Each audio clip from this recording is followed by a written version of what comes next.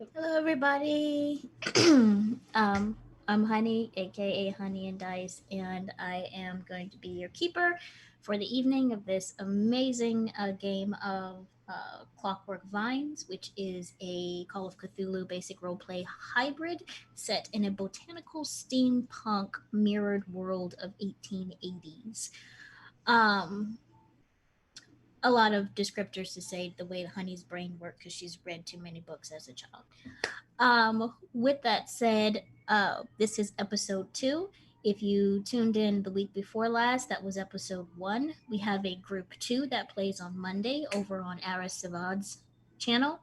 Both of these settings take place, both of these games take place in the very same setting. So there are things that this group have set in motion that have impacted the other one and vice versa. So very, very, very excited to see this continue.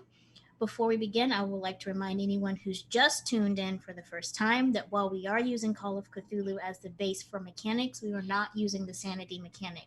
So you will not hear me calling for sanity checks simply because I don't personally feel like they handled that particular mechanic as sensitively or responsibly as they possibly could have, especially for a gaming setting. Also, I live in Texas, so thunderstorms or loud trucks may sound at any time. So I apologize ahead of time. With that said, we're going to go around, introduce the cast as they tell you who they are and who they're playing. We're going to do a recap and then get into episode 2 of Clockwork Vines. And I'm going to start up with Noir. Tell us who you are and who you were playing. Hello, I'm Noir Enigma. You can find me everywhere as Noir Enigma.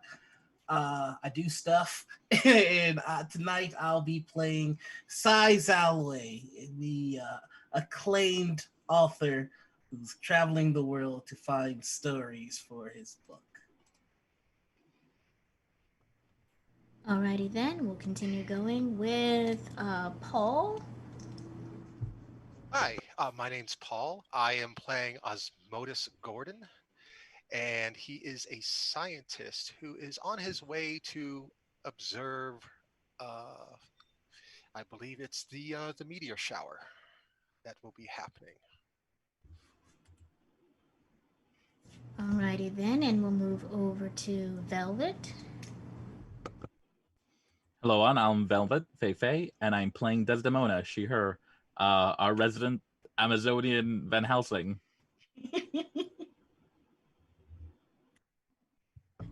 Okay, move on to Ryan. Hey, I'm Ryan. Sphinx Earl on Twitter, Sphinx Earl on just about anything else. I'm gonna be playing Samuel, chemist who, like Asmodeus, is here to see the media shower.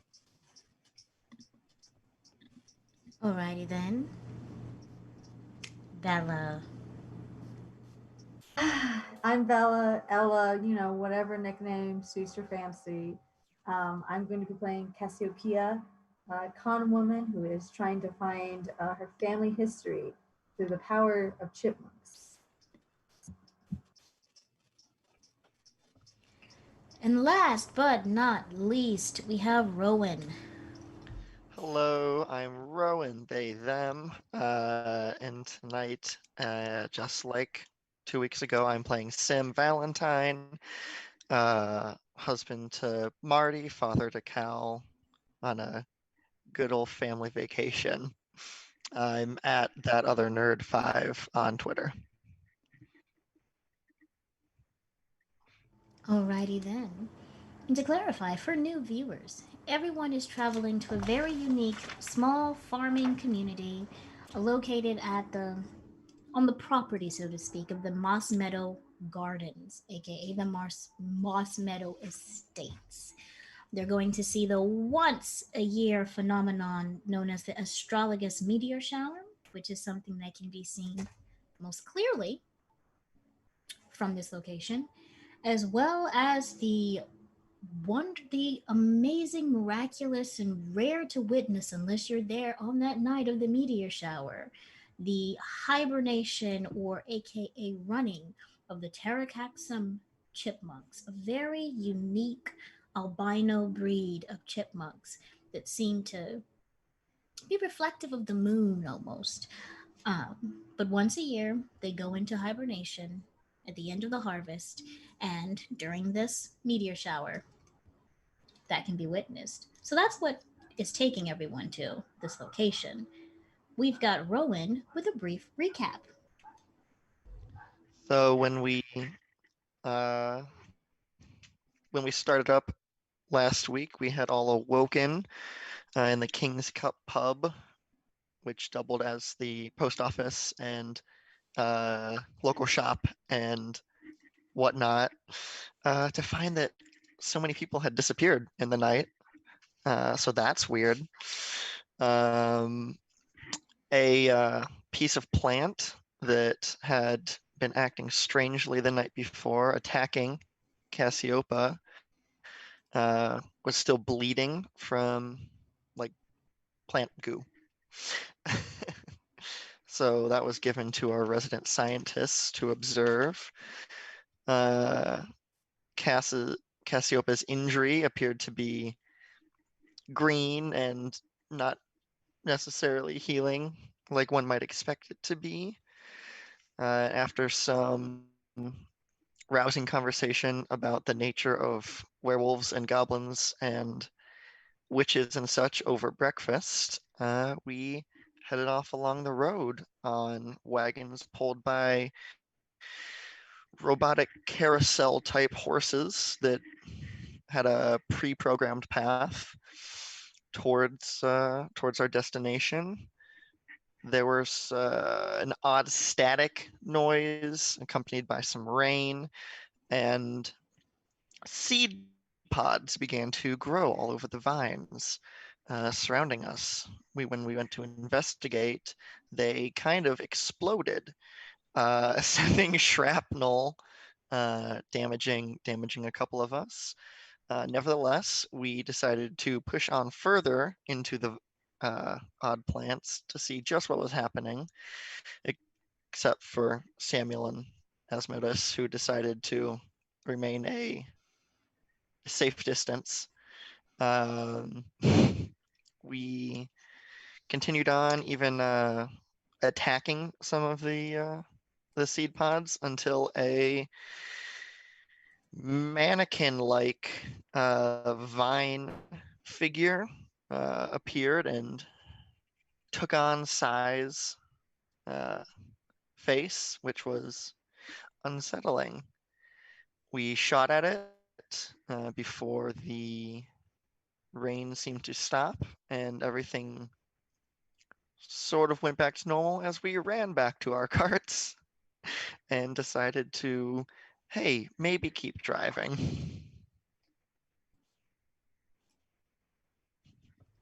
And that's what happened last time on Clockwork Vines.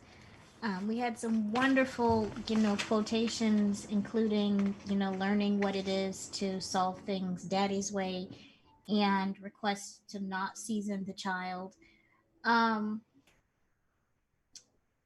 and lots of conversations about things from werebears to stuff that makes no sense out of context in my notes, um, but made perfect sense in what was happening. So when we come back, if this was a new episode and this was a TV show, it would be a camera starting to slowly zoom in on the carriages that have started. I'm assuming you all are continuing on your journey now.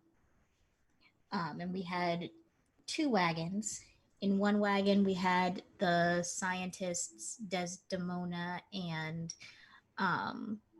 Sai, and in the other wagon, we had Sim, Marty, Cal, and Cassiopeia, aka the newly adopted daughter of. Can I, can I do something before we leave? Yes. I wanted to collect some of the soil, rainwater, and pollen from the area in some vials before we take off.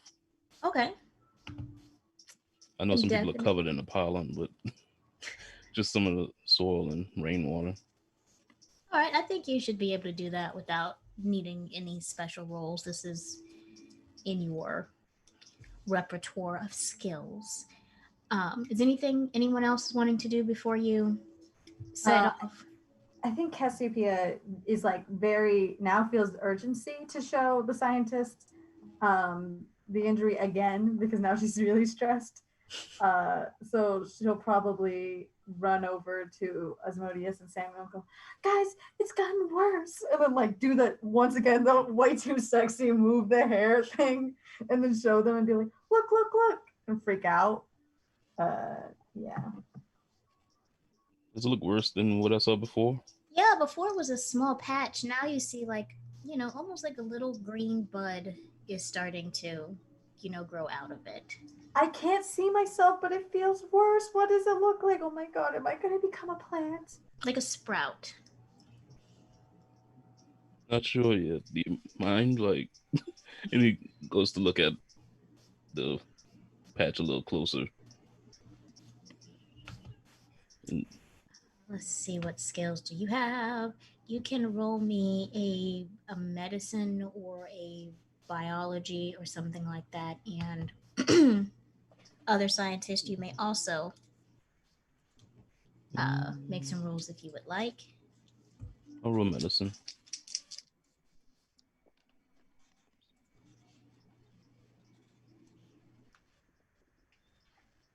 29. Okay, out of. Out of 55. Okay. Asmodus, are you rolling anything? I'll roll for kicks. Okay. Just I just because, want to maybe care a little bit. Like, maybe, I guess I will. well, Or just data to them. My medicine is highest, and it's a 5.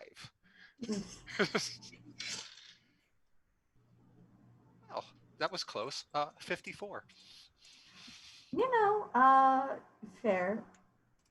I think she's just now realizing that Samuel has gotten closer, and also she remembers the money. So she's like, is anything wrong? And is just like tossing her head a lot. Can I make a charisma roll to think he's like, I think I'm a little bit cute? Please, Ryan, look at me, Ryan. He definitely notices you, but he's more concerned for your health. Yeah, I was gonna say that would be a hard success you would need to get because you literally have something growing out the back of your neck, which, some people are into that, but in general, that's a little bit concerning, a little bit distracting. This is not the first time I've been called distracting, but usually it's not about my neck.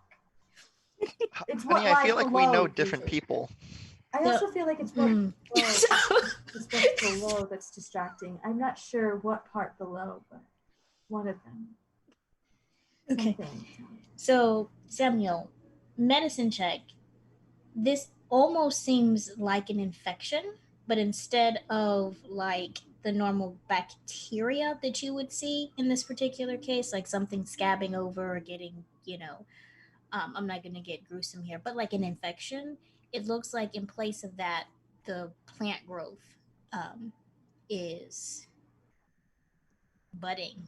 Like again, it's really tiny, like clover, buds. But you notice it went from just a patch to starting to grow. Okay. Ryan, do you tell me this? Please tell me you tell me this. Okay, Yeah, but no, really. Is it like that? Like, is it? What does it look like? It looks like a bud. I'm not exactly sure what it could be, but I'll keep an eye on it. There's something growing in my neck. I freak out. I absolutely freak out. I grab Ryan Samuel and start shaking. There's something growing in my neck. This is your fault. And then I turn to Desdemona and sigh because that's what you do. You two were going around gallivanting, investigating, and look what happened to me. I'm gonna become a plant person, but like, hopefully mostly plant because I don't think I could be like part human. Like I couldn't do the centaur thing where they're like part half this, half that. Like I prefer like mostly one thing and then like a little bit of another. You know what I mean? Just for like consistency's sake, No, is no one all right? I mean, we were investigating peacefully. No one told you to come interrupt us.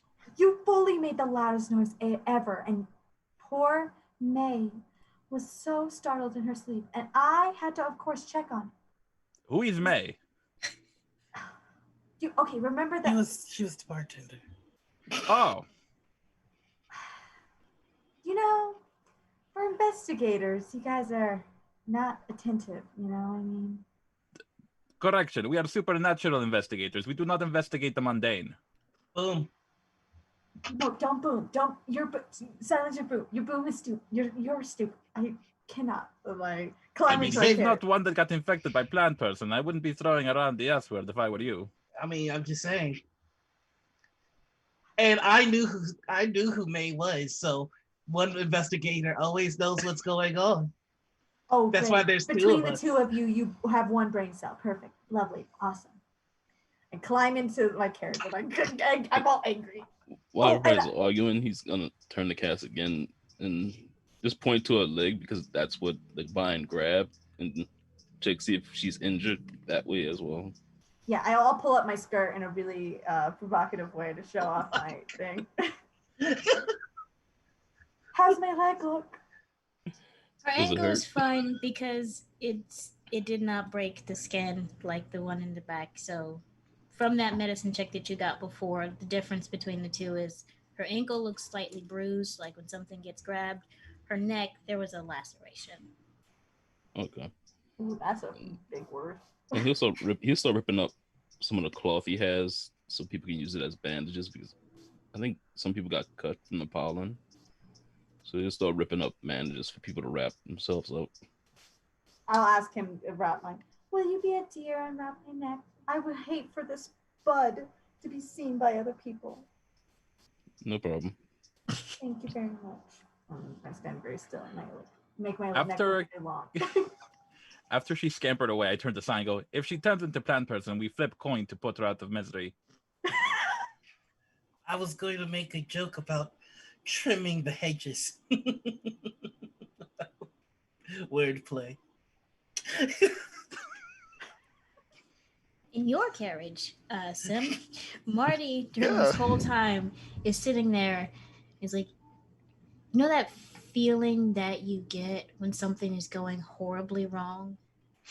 Yeah. Like your gut, it's like it flips.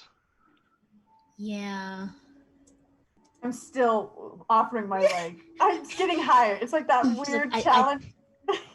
I like, would it be like part of me is thinking we just leave now, but that would be really bad to teach Cal that we just abandon people like this.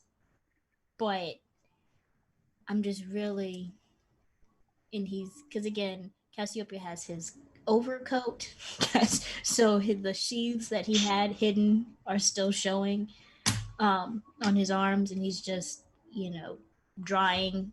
He gets out some extra cloth and so on to dry you off when you get back in the carriage, and just repeats again. Family vacation, huh? Right. Yeah. I see where you're coming from, Mm-hmm. but consider if we go back, I have no idea when the next train is. And Cal's like, um, I'm getting worried. Is Cassiopeia coming back, or is she riding in the other carriage? Because I think I beat her in tic tac toe like 5 times. He stops. I mean, I think I showed her my math, and we were getting really far in that. Mm-hmm. Mm-hmm. Yeah, I imagine she's coming back. I at that time I stumble back. I've been wounded, Cal. I mean, Sim, because I don't speak to Cal because he's a child, and I promised I wouldn't. You can. Also, quick thing. I turn to Marty and I go, I told Sim to go back. You saw, I want him to go back. I was like, we got to worry about the kid. Then he was like, but what about the kids? And I was like, don't go over there. And then he didn't listen to me. I told him. And she's really doing that thing where they're desperately trying to snitch on their like sibling. And they're like, I told him. I did the good thing, I swear. Also, here's a coat. And then she throws off really dramatically, but not before grabbing the seats that she collected and like, oh wait, no, she put them in her cleavage. Oh, never mind. Good. So I handed it back, the jacket to him and like, That was a wild time. Also, I think there's a bud in my neck, so that's how I'm doing. And I sit down. Cass, are you okay? What a question. What a question. I was attacked by a plant now 3 times, and so I'm not having a great time. And I'm pretty sure the 2 investigators think that I'm a supernatural creature, and not. And then she whispers only to the adults, and not like in a hot way, like in a bad way, like in a bad way, not in like, yeah, okay, just be clear. Yes, well, they're also pretty sure that my son is a goblin or some such, so I wouldn't hang too tightly onto them, I to remember their the salt words. incident. That wasn't great. That was not great. Yes. I've never thought of it as like whether or not it's a seasoning or if it's just a preservative. But when you really think about it, I guess both of you are right. And then I go, oh, I got you. And then as soon as like she feels like cinnamon like listening, she like hands Cass like the seed that's not budded because she feels a little stressed about the budded one. And goes, I brought you something in case you want to keep investigating. And she pushes it towards Cal and is like, if something happens though, instantly tell your dads. Like, don't keep it. Tell your dads. Don't tell me. I can't help you. But like, tell your dads, okay? What did she give to Cal?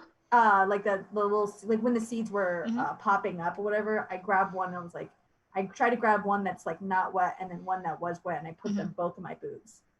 And they're not in my boobs, obviously. I tried to keep them warm, is what I'm saying. Anyways, great. Yep. So then so I'm retrieving it, but like I try to cover it and I go, I got you some. Okay, there you go. And then I pull it out and give it to him. Wait, hold on. And I rub it so it's not weird that I did that. And I was like, okay, I know that you've been paying attention, so I thought you might want to stay in the know. Give me.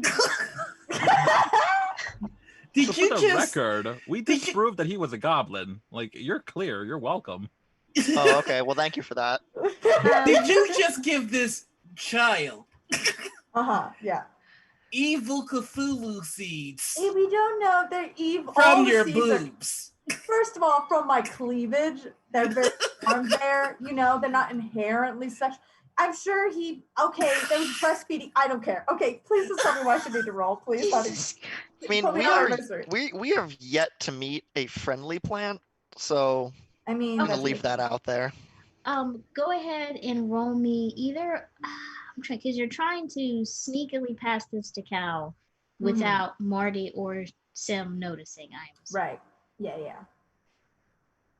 So I would let you do sneak at a harder difficulty or conceal. Okay, I'll do never conceal. wanted someone to fail so hard. Yeah, I thought so much. Yeah, you know what? It doesn't matter because I have an okay conceal because I'm a. Yep. Okay, I got a 15 out of a 35. Okay. So go ahead and roll a spot hidden, Sam. Okay, which is my best stat. Oops. Rip.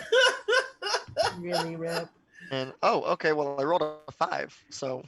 Oh my god! Oh god. I'm great at concealing things, except for my boobs. That I can't conceal. But I won't also. No, I mean that means he sees it, I think. Yep. Right? Yep, he rolled a 5. So I forgot how the system works. God damn it. I celebrated too early, everyone. And Marty rolled a 13. So that's great. Love in my life. As you're sitting here secretly removing, the seed from your chest pocket and passing it over to Cal. Cal really looks like he's willing to keep your secret. He's like, okay.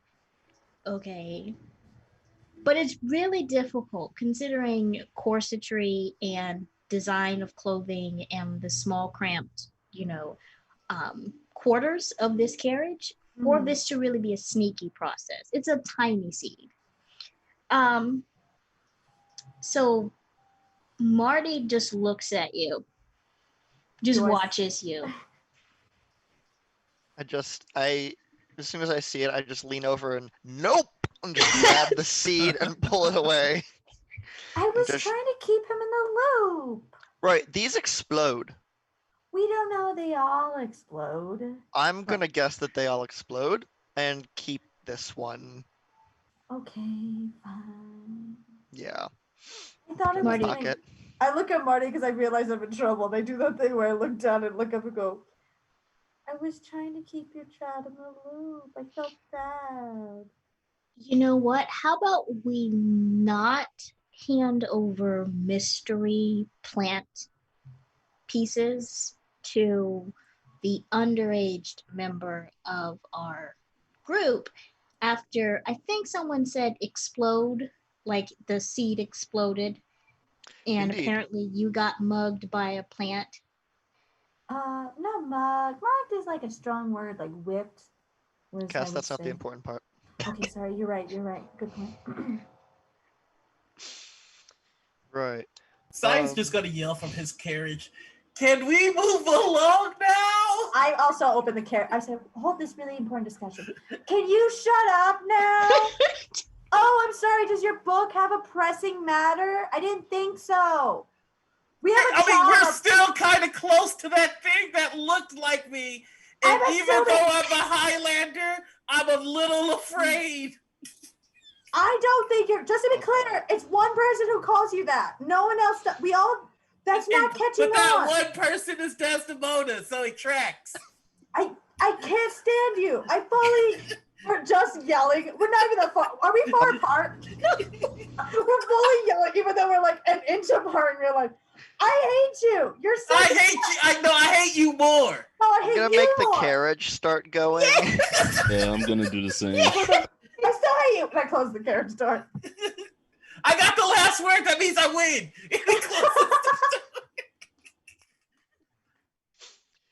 Right. So, in the future, don't give my child things that explode. Okay. I know we said not to talk to him, but also I know there's no way to stop you from doing that. I swear I didn't talk to him first. I was just looking at the math he was doing. I didn't learn math in school. I didn't go to school at all. Oh, same. Oh, really? How'd you Yeah. get educated? Why weren't you educated? No. Oh, me, yeah. I was taught by a random person who found me on the streets and taught me the ways of the con. I mean, the business. I can fight. Always? You've always been able to fight? Well, no, it took practice. Did you get like really good one time and then like you hit harder than everyone expected and then they all were shook? Like have you ever thought of using the fact that you were very strong as like, I don't know, like to throw people off? Like you act like you're weak and then you actually are strong. You know what I mean? Why? Just betting, things like that. I'm realizing suddenly that that's a suspicious behavior and I'm acting really weird. You know, never mind. Education's stupid anyways, right? I turned to Cal. No, education is very Yeah, important. education is not stupid. It's just not necessary for everyone. Every path in life is valid. Some people aren't given the same opportunities, and you should thank your fathers that you were given those. I have no parents. And then I realize I'm getting very sad, so I just stare out the window. Okay, I'm gonna go look at the window now. And Cal just says, you know, whenever my dad says that stupid is just a bad word because it makes people feel bad about the things that they can do. So I don't think anybody's really stupid. I just think you know things that I don't know, and I know things that you don't know, and then we both can learn things and sometimes help each other. Exactly. I agree. Everybody. I totally agree. And then I whisper, I'm gonna argue though that you probably know way more than I do. But I'm here with you on that a little bit. But yeah, definitely. He just says, and if you use that word a lot, my dad doesn't season your food. Okay, I'll make sure not to do anymore. And I, for some reason, also think he's gonna not season my food. So I go, Oh, interesting. I look like I'm really like thinking about it. Okay. I'll be careful to use different words then. What word do you use to substitute for someone being, let's say, foolish, saying they're investigators for sure, like even though they're just wandering and destroying locks on private property, like that, things like that. What would you call that kind of person? Would you say? Um, Unprofessional. Okay, good to know. Great. Not that I don't know what words are. I just, yeah, we'll talk.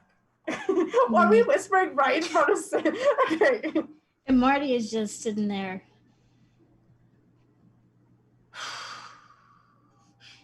You know, we had that conversation about, hey, it'd be cool to get Cal a sibling. I was originally thinking, like, go to the orphanage, infant. Yeah, that would Um, make sense. not a fully grown sibling. I mean, I didn't plan this. Yeah, and Are we Cal. continuing playing tic-tac-toe as they're looking over at us? uh, we're going to pan over to the other carriage as everyone is going forward. What's happening in carriage number 2? You know, I really didn't mean to have to yell at that woman like that, but I won the debate for us both, Desdemona. As the Highlander, I still don't know what responsibilities that entails, but I believe that it means that I must be victorious in all things. So that's what I will strive for. You are correct. You have to defend your title. The responsibilities will become known to you when it is time. Also, the more you agitate her, the more the transformation will accelerate, because we're still not sure if she is plant or werewolf or wolfbane. That is plant and werewolf, I think. So is that a where that turns into a plant instead of a wolf? Like during a full moon, she'll turn into like a full-on lily or something. Maybe. Now there is bud growing out of her, unless she's like Gremlin and it happened because she was out in the rain. Just make sure she doesn't eat after midnight. I think the Highlander powers are taking over because I'm starting to feel like a natural instinct towards these things. Like I'm starting to feel like I know what's going on. We have to keep an eye on her. There's evil growing inside of her. This very unscientific conversation is taking place in your carriage. It is incredibly scientific. As Modus will just turn to Samuel and go, my head hurts every time they speak. I'm fully entertained, honestly.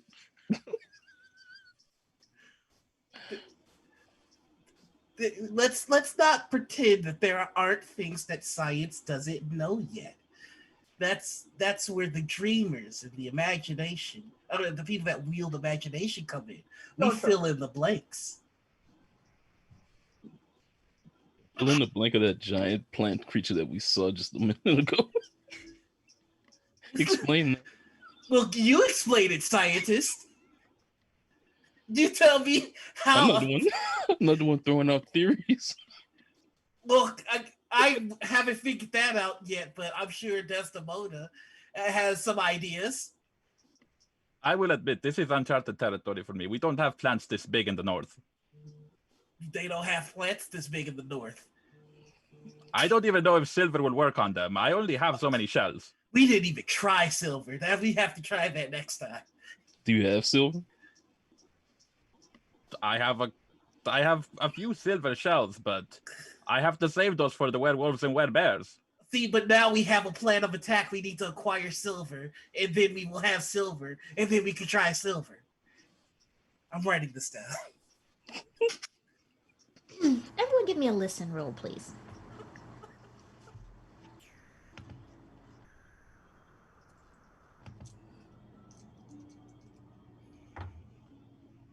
Oh, I wrote an 8.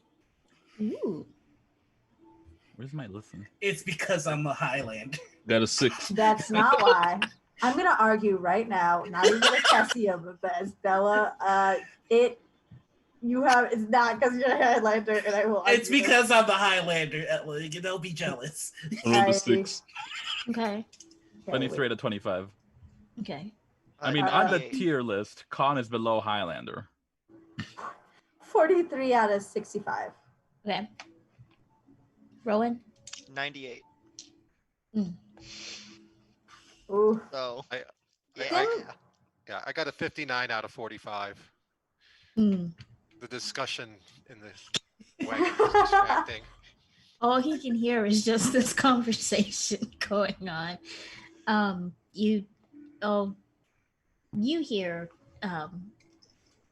Sim is the carriage and everything seems fine. Those of you who passed, it was raining, the rain has seemed to subside. You, instead of a static like sound, you start to hear this faint rumble like sound as you continue. Um, Almost like the whispers of thunder, and but it's so faint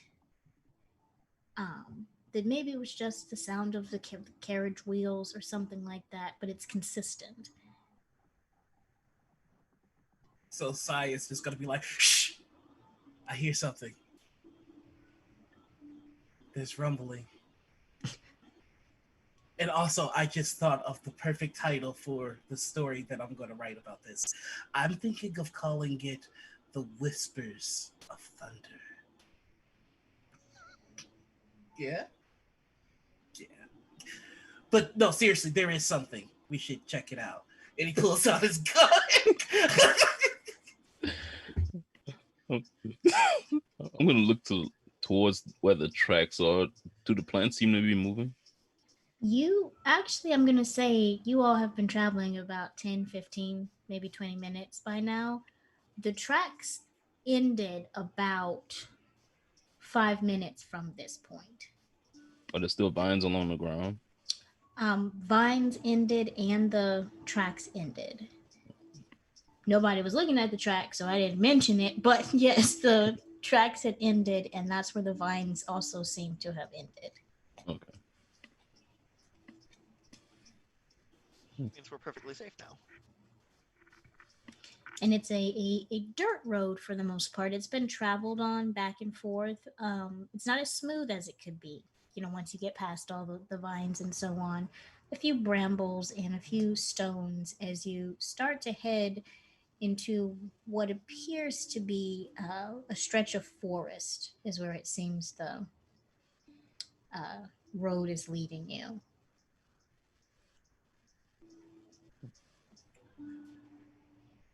So after I point out the sound that I'm hearing, I'm just going to go, Desdemona, do you know what this means?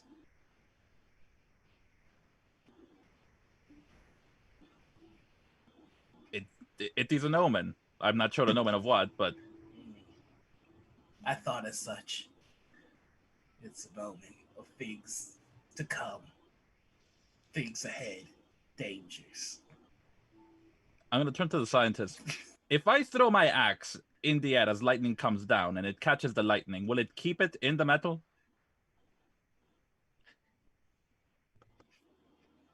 Hot as hell. If it doesn't destroy the axe.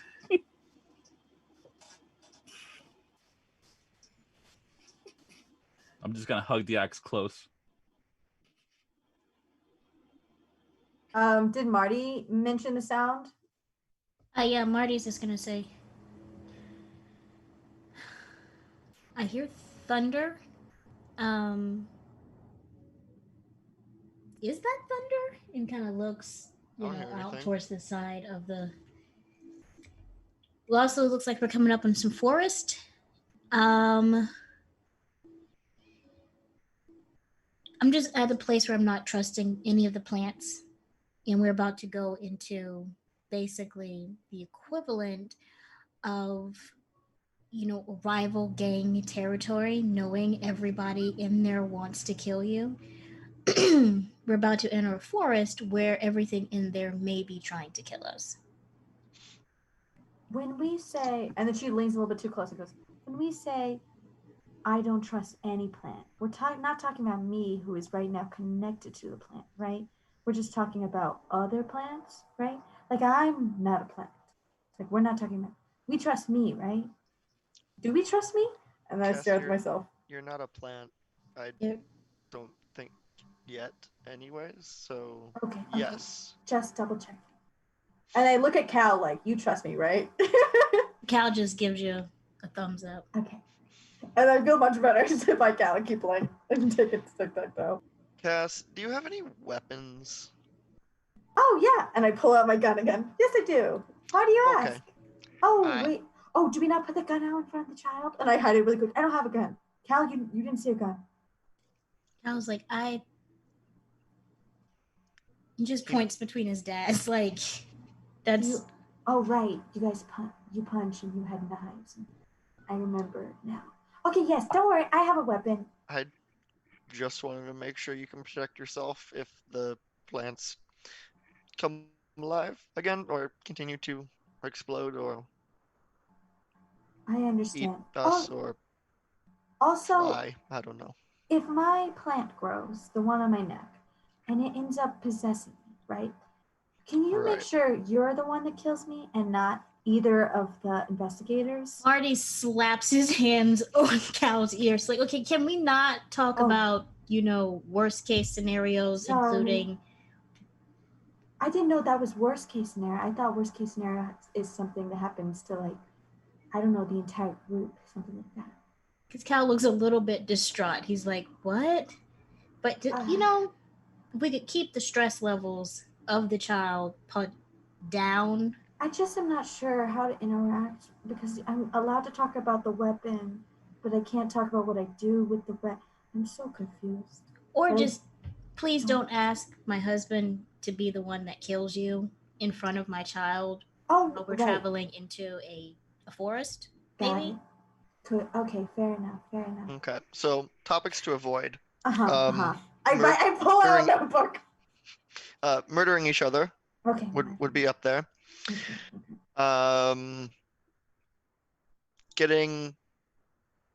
Turning into a plant because, at least in front of the kid, because that's a little freaky. And spiders, just because he doesn't like them. Guys, spiders just because he doesn't. All right, done and done. And I close it and I put it in my pocket. I will avoid all topics moving forward. Does that mean I can talk to him now? Or when we're around. Okay. Good point. Okay. All right, y'all give me I need some more listen checks as you go into the forests because nobody stopped the carriages or got out, correct? You're just going to keep going. No, I'm so scared. Why would we stop? 24 out of 65. Okay. 26 out of 25. Okay. I ain't hear nothing.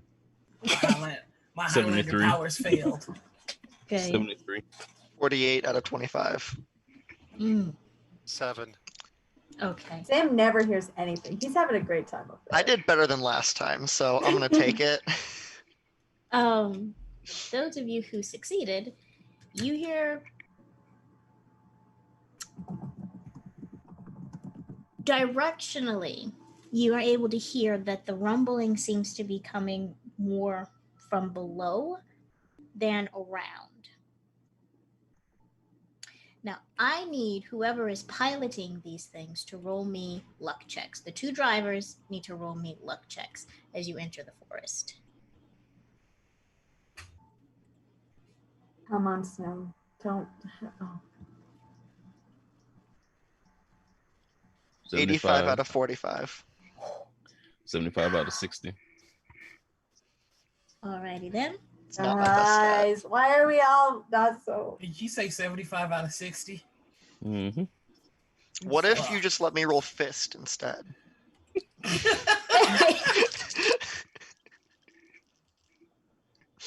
That's that.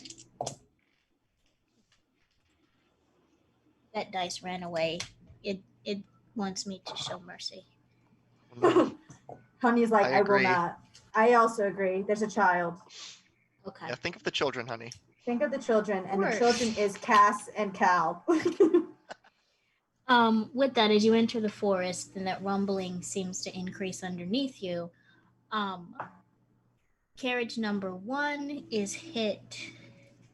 Okay. And then carriage number 2. Who's carriage number 1? Carriage number 1 is you all. Carriage number 2 is the other one. Shit.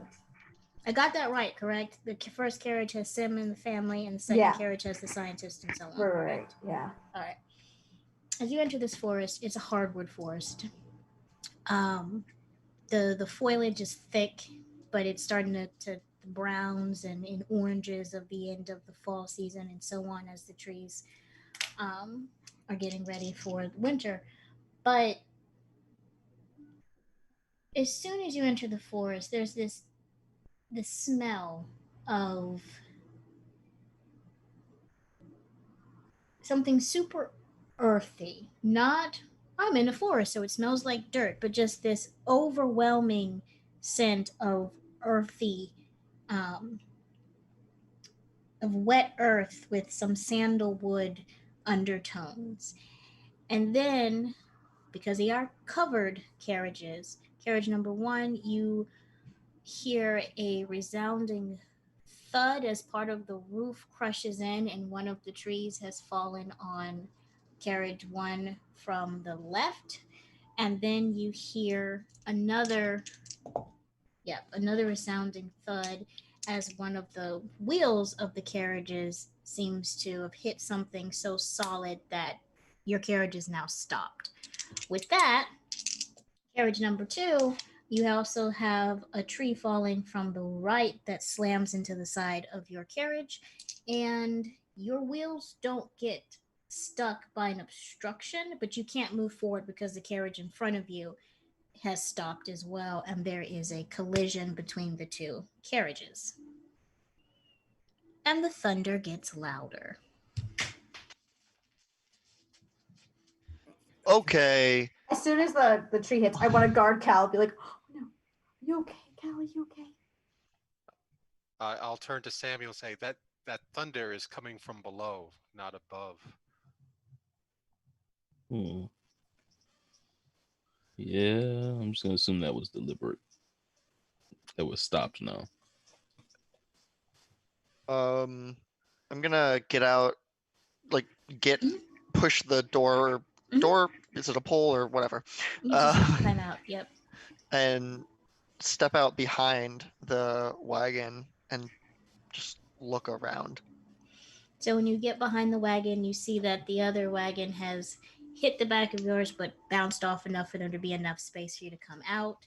The carousel horse looks like it's sustained some damage that you can see from the other carriage. The woods are almost deafeningly quiet from the sound of wildlife, but you can feel the ground underneath you rumbling. Is everybody okay? I'm okay. Good. We're fine. If in case anybody was wondering, how are you doing, just about that? I am alive. Cal, are you okay? Cal's just like, what just happened? I Did don't we know. hit something? I'm gonna go look and then I'll tell you. But you have to stay here. You have to promise to stay here, and I'll tell you everything. I promise. Cal looks at Marty. Marty looks at Cal, and then Marty calls out, "Hey Sam, let me know if we've got to exit. I'm gonna gather the stuff together." Yeah, we'll do. I get out.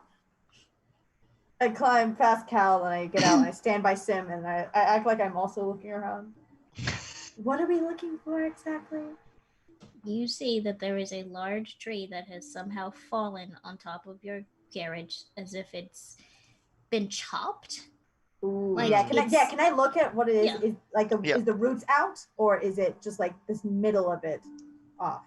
You Would know what you I mean? like Like to investigate? I would love to investigate. Wow, it's almost like I'm an investigator. I was just about to say, while we're having fun with amateur hour, I would also like to hop out and take a look. Okay. And take a look. Okay. And really That's find how out it's what's gonna be, going huh? on.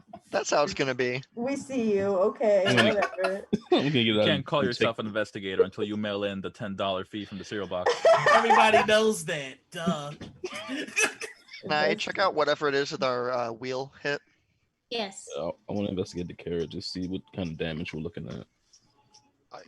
I think we're Alright. all investigating different stuff. Yeah, I'm gonna Yep. stay focused on the ground. I want to see if I can see any Good idea. motion with the ground that coincides with the thunder or the rumbling. And All right. Investigate is where? So we're going to do something that I call I let my players make a bid. That is, you choose a skill that you want to use to succeed in this task and give me a reason, like a role play based on reason or description of how you would use that skill Hmm. to make an attempt to succeed here. Okay. Gotta look at what skills I have. I have mechanical repair. Mhm. That would help. Yes. Take a look at the carriages. Now, do I want to be nice to Honey or do I want to be annoying? Go with the ladder. Okay, I'm gonna be annoying. So here's the thing. You remember a while ago we were discussing my art, right? Mm-hmm. And I said carpentry, right, was my art. Mhm. And carpentry uses wood, right? Mhm. And I'm looking at the tree, right? Mm-hmm. I feel like I would know a little bit based on my wood knowledge Mhm. on if this was cut and if with like probably with what. I would also or I would look at maybe would it be? Geology? No, geology is like gems. Dang, where's nature stuff? Uh-oh. Biology maybe? No. I'll just do art, carpentry. I'm looking to see like if the roots are out, it would probably mean that it just fell over, right? If the roots are weak. But if it's cut, with what is it cut? Like if it's cut like it looks like lightning hit it, or if it looks like it was like sawed or something like that. And I feel like, right, carpentry. I'll do this. Give me an intelligence roll, and if you succeed, I'll let you use carpentry. Yes. Okay. Cool. I'm smart, right? I don't know. We'll see. We'll see how smart I am in about 2 seconds. All right, and Samuel, you said you're going to use mechanical repair. Sam, Yeah. what are you using? Oh, well. And where's intelligence under? It's going to be your no check. My no. Okay. Cool. All right. So, No. Your idea, not your Idea? no. Yeah, Okay. idea. No worries. All right. So go with me on this one. Mm-hmm. I want to check out what we hit, like with the wheel, and see if it is possible to get that out of there. Does the carriage look like it's still sort of okay to keep moving and all of that? Like if we remove the tree, the obstructions, are we going to be fine to go on? And I'd like to roll drive carriage.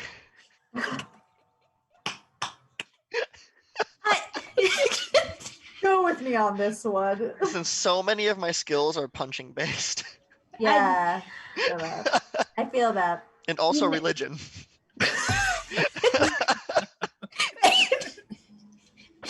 Can I pray? A quick thing. Can I pray and decide if the Lord would tell me if we can drive on? Can I ask the Lord to take the wheel is what I'm trying to say. Yeah, exactly. And can I do a religion roll? Okay. See how that gets me. Always, man. I will allow you to do that drive carriage just with the mentality of trying to see is it possible to go forward. As someone who drives carriages on a regular basis, like is this wheel busted and you can't move forward or so on. So let's kind of do this in what I'm gonna do it order inside. What are you using to investigate? All right, now hear me out.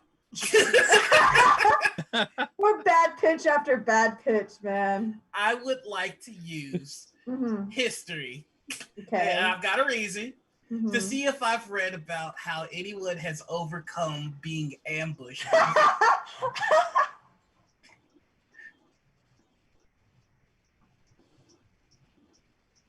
I would have definitely, most likely, at some point, have read something like this to put in my action novels to like see how the hero gets out of being ambushed and see how they, found a solution, and then put it in my novel.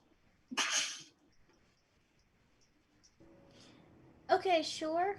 Hey! And if you succeed, I'll say if you have read about ambushes in forests.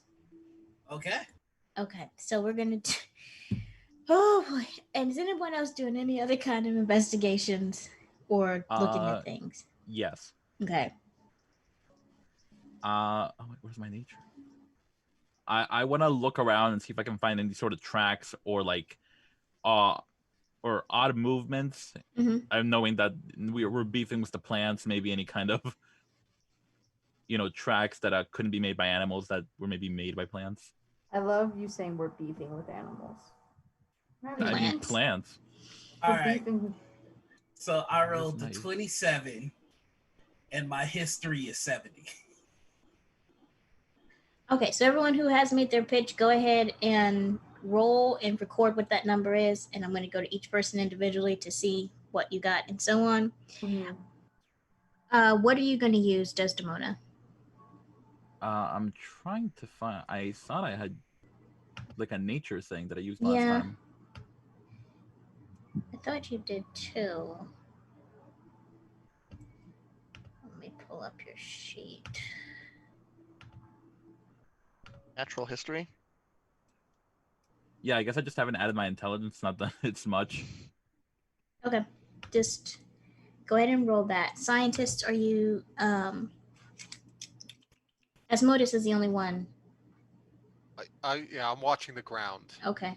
Okay. What would you like to use? Just want to watch it and track the timing of things, or are you trying to?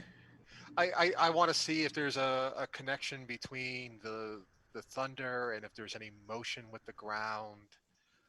Seeing if I can see any signs of anything like burrowing towards us or something like that. Okay. Um,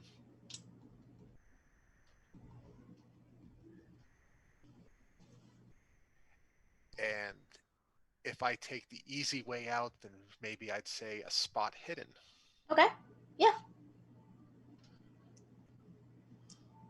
That's the one where nobody had to reach to. Let's roll a spot hitting. Okay, so I'm gonna go to each person. Cass, what did you get? Well, you see, my thing was. This is why it's weird. I got a 72, but my idea roll is 75. Mm-hmm. So technically, did okay. Does that mean I could roll? Yeah, you can roll your woodworking. Yes. Okay. Cool. I don't have a great one, so yeah, I did not make it. Ribbity doo dah. Yeah, because I did carpent. Art is just like 5, and I got a 35. Okay, so you have enough intelligence to put it together that if you study the wood and try to see whether it was cut, whether it was severed, if this is natural, what exactly was happening, you'd have a better idea of what could happen. But this is not a wood that you're familiar with. And as you I'm assuming you're filling along the trunk and trying to go all the way down. Mm-hmm. You see that it's the equivalent of something having been tilt, like someone knocks over a glass. It's almost like from underneath this tree has been knocked over. So roots are exposed, there's splintered wood and so on. But it looks more like the tree was pushed over. Mm-hmm. Like someone was pushing it from up? Yeah, from below. Whoa. And it's still rumbling. The ground is still rumbling, right? Okay. Well, yes, off and on. We're going to go to Sam. I rolled a 3 out of 60. Okay, you come around and you know carriages pretty well. You're not really paying attention to how much damage the carriages have uh, sustained, you're more paying attention, could they still go? The clockwork horses don't seem to have been damaged, like dented in or so on, but the wheel of the carriage seems to be stuck on this um, dark and still dirty because it looks like it may have pushed up from the ground, metallic. Like you don't know if it's a boulder, you don't know if it's a pipe, but something is protruding from the ground that has kept this wheel from continuing on. Okay. With that roll, could I know, does it look like there's a safe way to remove that without damaging the wheel, like beyond repair, or? You know, if you tried to drive over it, you would probably do more damage to the carriage than if you tried to figure out a way to go around it or Okay. dig it out. But you haven't really investigated what that metal chunk is exactly. Um, Samuel. I rolled a 29 out of 60. A hard Oh, success for mechanical repair to see what we need to do to fix either one of the carriages. so it looks like the carriages have stopped because of the. From how you've watched the clockwork horses move and so on, they seem to be on automatic. All you have to really do is pick up the reins. At this point, if you pick up the reins, they don't go anywhere. And you have a high enough intelligence to think, well, something either programmed them to stop or there is some kind of programmed condition that if there's an obstruction or a danger or something, it can't move forward. But it doesn't look like the carriages are damaged so much that they couldn't move. It's probably the obstruction of the trees or whatever is blocking that would have to be moved or circumvented. Okay. All right, we're gonna go up to. For the sake of narrative, I'm gonna go to Sai first, Desdemona, and then go to Asmodeus. Okay. I wrote a 27 out of 70. Okay. Once upon a time, there was a book that you read Mm-hmm. about highway robberies, and you read a lot of them because a lot of action books, there's the highway ambushes, there's this, there's that, and you remember it always starts. It was a storm, or it was a dark night, or something like that was happening, and all of a sudden, rocks or nets or traps or things have suddenly kept the people from continuing on, and that's when they get you. Like that's you pretty much have read over and over and over again. That if you Really get, a tired trope, honestly, if I yeah. must say. So at a certain point, you know that either things like this don't happen, usually happen by coincidence, and this is usually when an ambush will take place. Okay, so I pull out my gun. You mean your Bible? Your Bible. Yeah. Well, it hasn't gone back. It hasn't gone back in the Bible for some time now. Ever since, ever since I've become the Highlander, I know that I gotta have that. I can't be caught lacking. You can't become the Highlander. Okay, so we're going to move on with that knowledge. Sai, you're kind of watching around. You heightened, alert outside the carriage because everybody except for Marty and Cal got out of the carriage. Um, this looks like the perfect setup for an ambush. Desdemona, what did you I get? rolled a 6 out of 33 for the natural history. Good God. Okay. Um, I will note that I am wearing my pelt, so she kind of just looks like a big friggin' bear crawling around. So as you crawl around in your pelt, looking and studying the ground, um, you're paying less attention to any rumbling or sounds, and more attention to if there's tracks, correct, or if there's anything that looks overgrowth and all that kind of stuff, the more natural aspect of things. Yeah. Um, for a path that is supposed to be well traveled, the ground isn't as tightly packed as you would expect it to be for something where trains and stuff for feet or carriages have gone over and over and over and over again. The ground here, the soil, as you rub it between your fingers, is a little bit looser than you would expect. for a forest path like this. Um, there are no animal tracks, which is rare for a forest, kind of location. Um, and like I said, not the oil, the soil is really loosely packed, as you feel around in it and so on, um, which is abnormal for a path like this. Spooky. Alrighty then. And now, Asmodeus, with what did you get? I rolled a 62 out of Mhm. 65. Alrighty then. You are paying attention to the rumbling. To some people, it may just seem like random, rolling thunder here and there. But you start to notice and track with your analytical brain that there is a pattern. It's like after every 5 seconds, there is one short burst of thunder. And then after every 10 seconds, there's a longer rolling, of thunder. And then it starts again, 5 seconds, a shorter amount of thunder, and then another 10 seconds, a longer rolling, like a consistent pattern. And it is getting noticeably louder from the perspective of the ground is rumbling gradually, a little bit more forcefully, every rotation that goes past.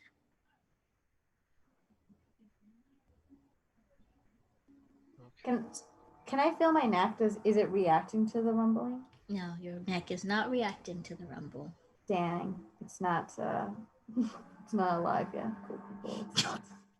It's not a. Disappointed that Seymour hasn't started singing yet back there. Yeah, genuinely sad, but it's fine, I guess.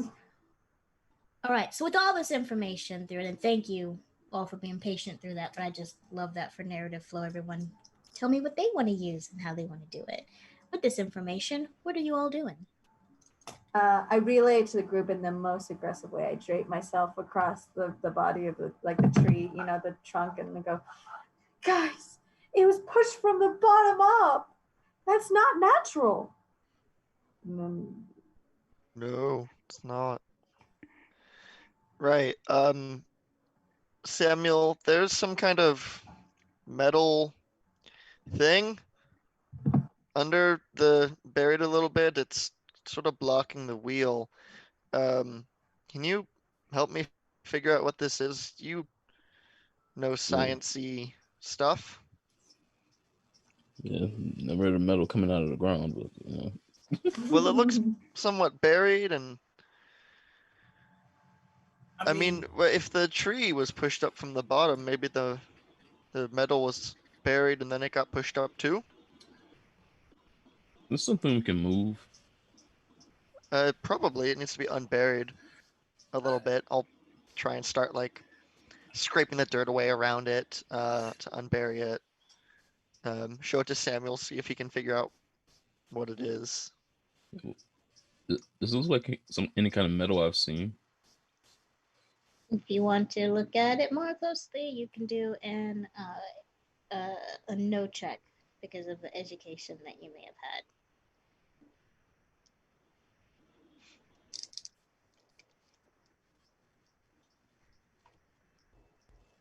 It's 88. I don't think I have anything. Yeah. Sim and Samuel, is you're gonna actually touch it? Yeah, probably, as I'm scraping the dirt away around it. Alrighty then. Um, both of you give me luck checks, please. science just gonna say as this all goes down. Honey, I'm bad at this. I rolled a 5. I'm not the only one that sees that this is an ambush, right? We're all aware that we've been set up and something truly terrible is about to happen, right? Yeah, but we can't move forward unless we clear these things. who could it be? Trees, strange metal, and rumbling from the ground. It is clearly the subterraneans who are joining the plants. I mean, that's obvious. I will challenge the leader to 1v1 combat while you do whatever it is you're going to do. Does that thing give you control of the rest of the subterranean people? Allegedly. We will see. We will see. Here's a thought. Quick thing. Quick moment. What if plants can't ambush people? Because they would have to know where we were going. And how would plants who don't have a brain, that I pause and turn to Samuel and Asmodeus and whisper, they don't have a brain, right? They don't. I know it don't have a brain, but these clearly aren't regular plants. Well, usually. What were those luck checks, by the way? 5. 8. Okay, successful. As you start to brush the dirt and stuff away, you notice there's almost, it's metal. It's this cool metal, but there's almost this bark-like pattern or feel to the metal as you're brushing things away. And you swear, Sim, that it was only about 2 feet out the ground. It looks like it's 2.5 feet out of the ground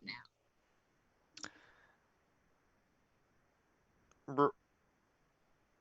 Okay. Is the ground still pushing up?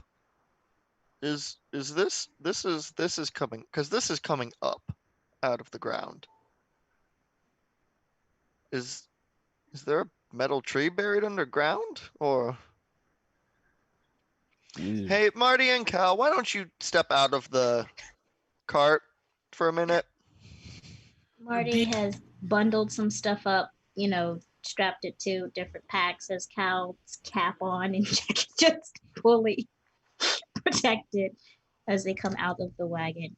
And he's just like, I keep hearing the thunder, and there's a pattern. I keep hearing the thunder, and there's a pattern. Why is there thunder under the ground? Is there a connection between the thunder, the period of the thunder, and this rock? I want to look at it, see if it's coming up naturally or if it's coming up in spurts that coincide with the rumbling. You're gonna watch it? Yes. Okay. You're gonna watch that on a timer, and what I will say is that as you've got that pattern down, you notice that you don't notice as much of an increase with the short burst, but with the longer burst, there's a couple of inches that it is growing with each longer roll of thunder. I'm just gonna go get his suitcase, the one with his supplies in it. Mm-hmm. Just testing stuff. I'm just gonna. Yeah, I'm just going to let everyone know what I'm observing, so that everyone's aware that, when the longer burst occurs, this is coming up out of the ground. So there's definitely a connection. Can I check where the tree had come out of, like where like the area where the roots used to be, and can I see how maybe the dirt looks, like if it looks like disrupted, and if it's moving in any capacity, like if it's moving up or anything like that? Go ahead and roll me a spot hidden, please. All right.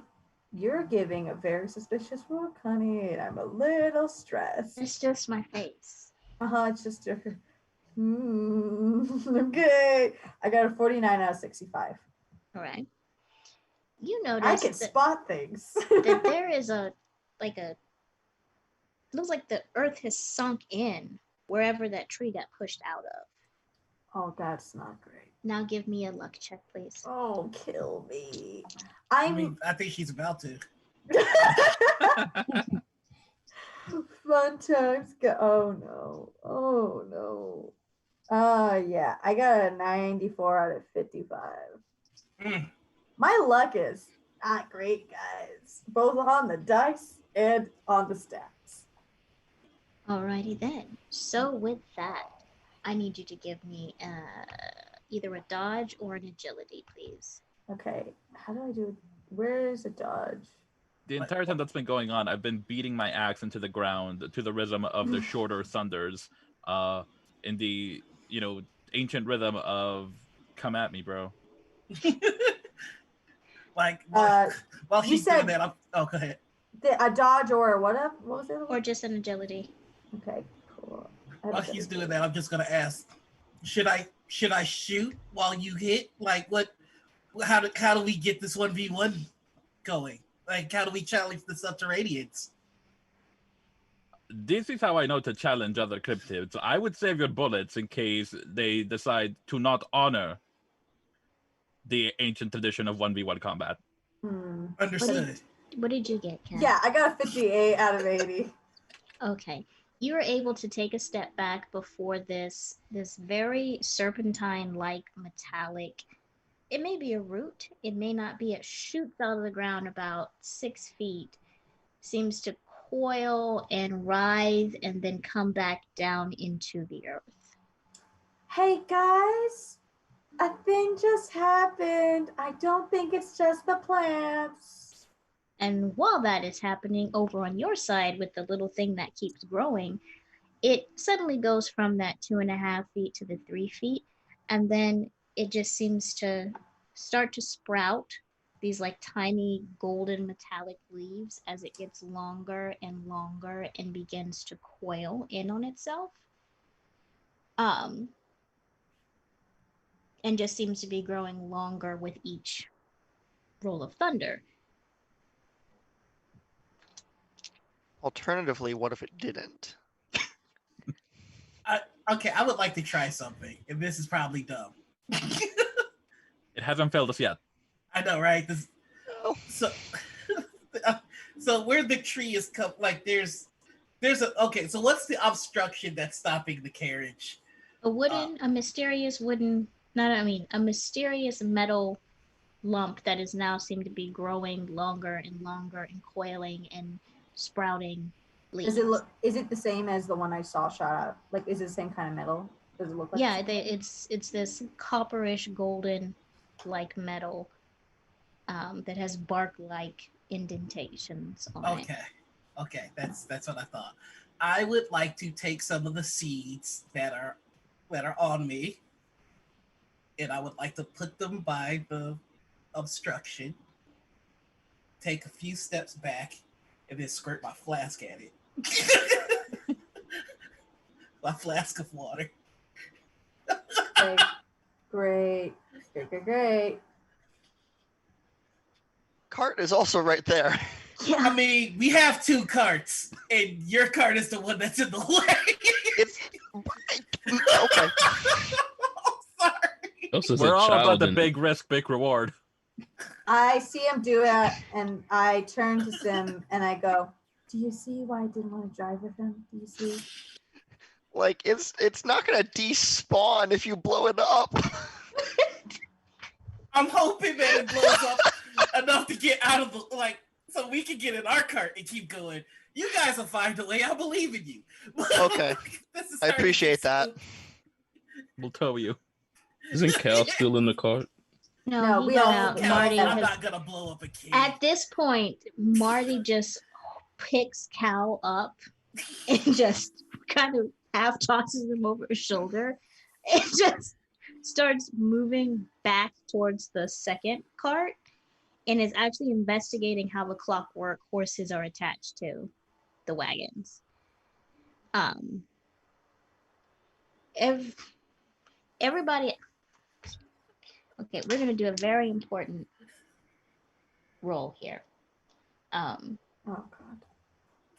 I'm so sorry, but Are you sorry? Are you sorry to I mean, we have to Pissed, make the right? Subterranean King out. I mean, The that's best the way. only way to get the underground people above ground. Duh. I fully hate you. Destroy the ground? Really quick thing, Noah. I hate Yeah? you. I hate you. Okay, man. just I hate check it. You Yes. still? Yeah, yeah. Okay. You can write him another bro note. Hey man, I'm really annoyed by what you did today.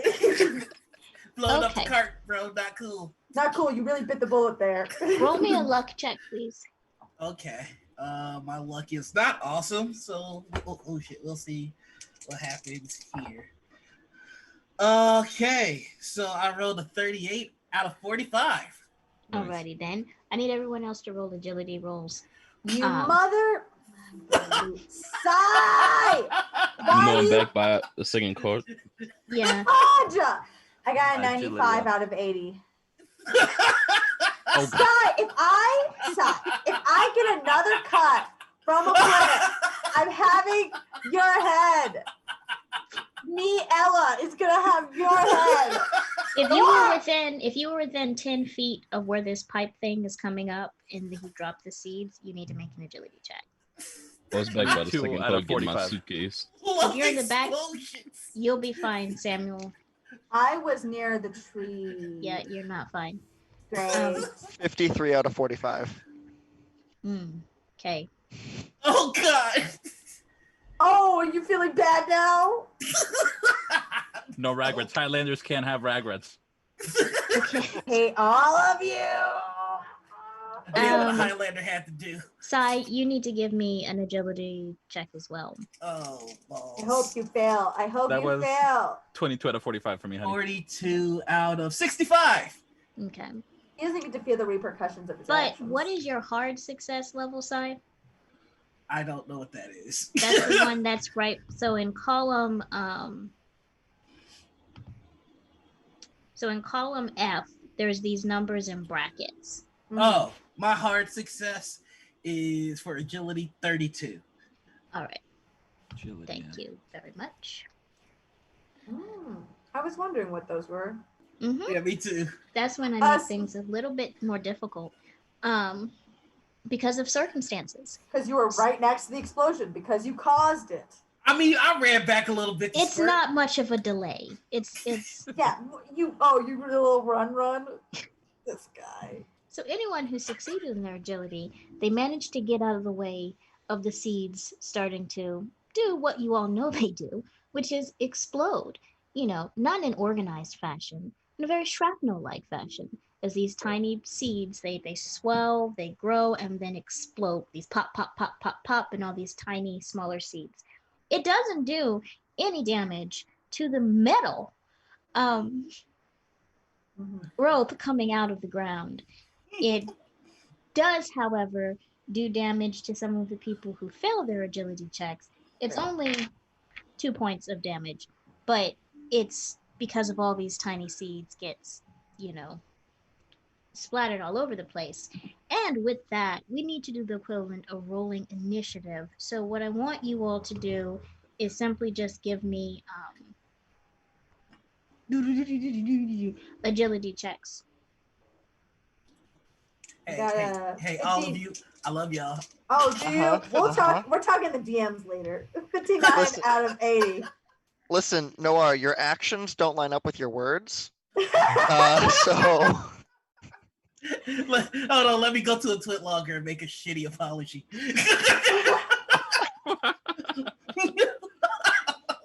Sorry, that was too real. All right. 59 out of 80. 53 out of 45. 68 out of 45. Okay, 68 was Nor were that vine of like the screaming bread that's like, when will you learn your actions have consequences? When will you learn? Sai, what did you get? I got a 57 out of 65. I hate that you keep doing well. It makes me angry. Our fantasies will never be quenched. Okay. Asmodus? 62. Okay. And Samuel? That is 70 out of 55. 70. All right. So the Oh my god. people watching, because there's no technical initiative in Call of Cthulhu, I usually have everybody do their agility checks, and I just rate it from the lowest percentage up, and that's the order that we go in. So real quick, the goal of what I did was to initiate the 1v1 versus the subterranean monsters. And then we rolled initiative. So you're welcome. I'm the Highlander. Let's go. Quick question. Are you telling us this as Psy? No, I'll tell you this is Noah. All right, so quick thing, Noah. I don't care what your impression was. You whack dude. I hate you. If she gets another injury, she's just gonna be a whole poison ivy level like greenery. So I'm going to give you all a choice because I'm feeling generous tonight. A D4 or a D6? D6, let's go. Go D4. big or go home, honey. I'm going the opposite of Psy, so I'll say D4. I don't suppose we get any context for this. Nope. No. D6. Okay. Let's go with the D6 because I hate D4s because they're not real dice. Ooh, They don't roll. I respect Making a that. note. with my hatred of D4s, or Yes. oh Okay. boy. I've slept on enough of them to hate them as well. All right. Rowan, you are so precious. So, with that, you see three more about 20 feet ahead on the path, 10 feet ahead of you from where this explosion happened, and then 5 feet to the right of you, three more of these vine like protrusions start to come out of the ground. But you notice that there seemed to be more of a tail over there where the tree got knocked down. And this middle part that's about 2.5, now 3 feet, seems to be more of a coil. And then there's another part of it over to the right that's more head like that comes out of the ground, and those other lumps in front of you and so on are just more coils. So it may be separate beings, it may be one, thing, but it's this roiling, coiling, writhing, burrowing under the earth metallic thing. And you just see more holes popping up as to the right of you, about 6.5 feet above you, looms this almost beautiful, gleaming metallic, vine like protrusion that instead of just having leaves, there's this elegant bloom where a head would be, lily like in shape, um, but closing almost like a mouth and then opening back up into a bloom. What would you like to do? I'd like to freak out, and I'd like to have a complete breakdown. I'm just kidding. I think, and I got hit by those little speeds, right? Yeah, but It was just like earlier where they went, Mhm. and I was like, ah. Okay, great. Yeah. Right when it bounces in my face, I go, son, what the actual? And as I say what the actual thing happens, and I go, oh, you've done it now. You've done it now. You got a whole Subterraneans have answered our challenge, Desdemona. Can I tackle him and just like punch him? I just want to tackle him and be like, "You're an idiot." We have more important things to do, I think. You can do Hi. an effort versus effort or a grapple versus grapple if you wish, but only with Noir's consent in this particular on. case. Absolutely, but I must warn you, I've got hands. You got hands, okay. Okay. I got my effort roll. I have a 20 out of 65. Mm-hmm. What is the Cthulhu equivalent of Jerry? Gerald? Gerald. See- Gerald. Can I use fists, which I have 80? Why would you use no? No, you can't use fists. But I tackle you. I'm doing it. You can use a dodge in an effort to avoid it. I wanted to Shoryuken, but that's No, you cannot. Or you can do effort. Dodge your effort. Absolute bonkers human. You wild man. I am the Highlander. I'm dangerous. He gets like a 90. Okay, let's see. Do I have anything in dodge first off? He is a 1. Um, It's Dex times 2, I think. where is dodge? It's under climb. It's on the far right. I jump, drive carriage. Mm-hmm. Okay, yeah, I don't have shit in dodge. Well, it's dex times 2, so what is your dex? It's 13, so it's 26, which is Yep. trash. Where's effort? It's the Great. top. Oh, for effort. Okay, I'm actually good at effort. I'll do that. I rolled a 4, and my effort is 65. No. Can I just do that thing where I put my hand on her forehead? No. We're the same height. So as these metallic protrusions shoot out of the ground, Cassiopeia throws herself in a fit of righteous passion at Sai, and he just stiff arm, like when I'm not into you. I am the Highlander. I have responsibilities. There's good thing there's no saying rolls because I would lose my mind right now. Roll to lose your bananas. Roll to lose your absolute bananas. And I need both of you to give me stamina rolls. Okay. Oh, that I'm not great at. Look, I promise you, I am not bullshit. Hold You on. can't see because of the. That the green screen is. Yeah, I'm turning it off. 14. My stamina, I got like a 85 out of 60. Okay, so you're feeling a little bit tired. So just take 1 point of stamina Ooh, loss. where did I put that? So stamina points are on your thing beside your wealth. Oh, yeah. So take one because you're feeling tired. Now, initiative roll. Desdemona, you would be up first. And there are 1, 2, 3, 4. Technically, there are 5 different locations where these metallic things are poking out of the ground now. Is the head looking one the one that has like the flower blooming? Mm-hmm. I mean, I always go for the head, so you know where I'm gonna be at. I gotta start things off with a very classic Xena yell. And I'm gonna charge the head tentacle, and as I charge it, I'm gonna take that like mushy poultice that the salt turned into my pocket, and just spread it on my axe head. Okay. Very cool. Will you show us the Xena yell that you do, Velvet? I can't do it. Darn. All right, valid. I wish I could. All right. Go ahead and roll the attack. I guess it's just melee. 80 out of 90. Ooh. Okay, let me roll. It's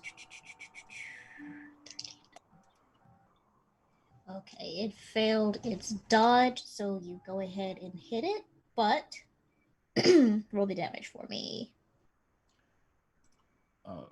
Where's my damage? I'm so nervous. I'm having. Would it just be melee or? Yeah, you're melee. Okay. That's 1d3 plus what's DB? Damage bonus. Your damage bonus. Oh my gosh, what's Your my damage bonus is up under. Oh, what? 1d4. So I Yep. guess that's a 1d3 and a 1d4. Mm-hmm. That's a 2 total. Okay. Ooh. Alrighty then. And so you run up and you swing and it's writhing and you manage to sink your axe about 4 feet down the trunk of it because it gets longer as you swing and so on. But you do see some sparks come from your axe against the metal. Doesn't seem to do as much damage as if it was actually flesh, but it does definitely scratch the metal as you do your 2 points of damage. Even the exhibit can't buff that out. Get out of here, plants. Okay, that brings us to Cass. Okay, I guess I'll shoot. Where are you shooting? I don't think I'll also shoot at the head. Mm-hmm. I'll imagine its size head. So I'm just imagining she tries to tackle me, I stop her, and then she pulls out a gun. Yeah, I go, and I look like I'm going to shoot you, and I turn and then shoot. Okay, so I roll for the handgun thingy, right? And then, okay, cool. And then it's 18 out of 60. Okay. Nice. That's it. Really Hi, good. thank you. And then, but what do I do for the damage? Because it's not shit. on the, because it's type of weapon stuff, and I don't think I had that written. Oh, God. Okay, let me... The I pew think pew it's damage. just a D6. Just Yep. a D6? Okay, cool. Just double checking. Oops. Well, I'm gonna do just one D6. Mm-hmm. Okay. Just a 1. Okay, so you shoot for Do I it. look cool when I shoot? You at look least? super cool. Okay, The bullet cool. pings off of the metal, and there's this spark that lights up. Doesn't seem like it did much damage at all because it's Ooh, metal against metal. But there's a little interesting. singed mark where the bullet hit. Okay. And then it gets even. It goes from being about 6.5 feet tall to now 7 feet. as it seems to continue going. That brings us to Sai. So like, just for the cinematics of it, she tries to tackle me. I'm pushing her out of the way. She pulls a gun. I instantly pull my gun out. She looks like she's aiming at me. I cock back to aim at her. Then she shoots up. My initiative's first, so I cock it and then I turn before you could do it. Okay, fine. You cock it first, and then like I see your aim change at the last second. Like I'm about to shoot you, and then I'm like, oh shit! And then aim at the flower as well. I see you aiming, and I go, oh, what are you shooting me for? Because you made a big explosion happen? Wow. Maybe because you have a plant growing out of your back, and we're being attacked by plants. It's out of my neck. At least know anatomy. You are fungus among us, literally. And I'm rolling my shoot, right? Yes. Oh, that's not awesome. I rolled a 95 out of 50. I'm too busy arguing to aim properly. Like, back, neck. I'm not looking at you. I'm not interested. No, I'm not interested. No, I don't want you put the gun out on me. Have you seen me? Why would I be interested in you? All right, and so I don't with know that, because have you seen me? I am a oh yeah, you're such a prize to be. So while this is going on, Asmodeus, you're up now. I'm published.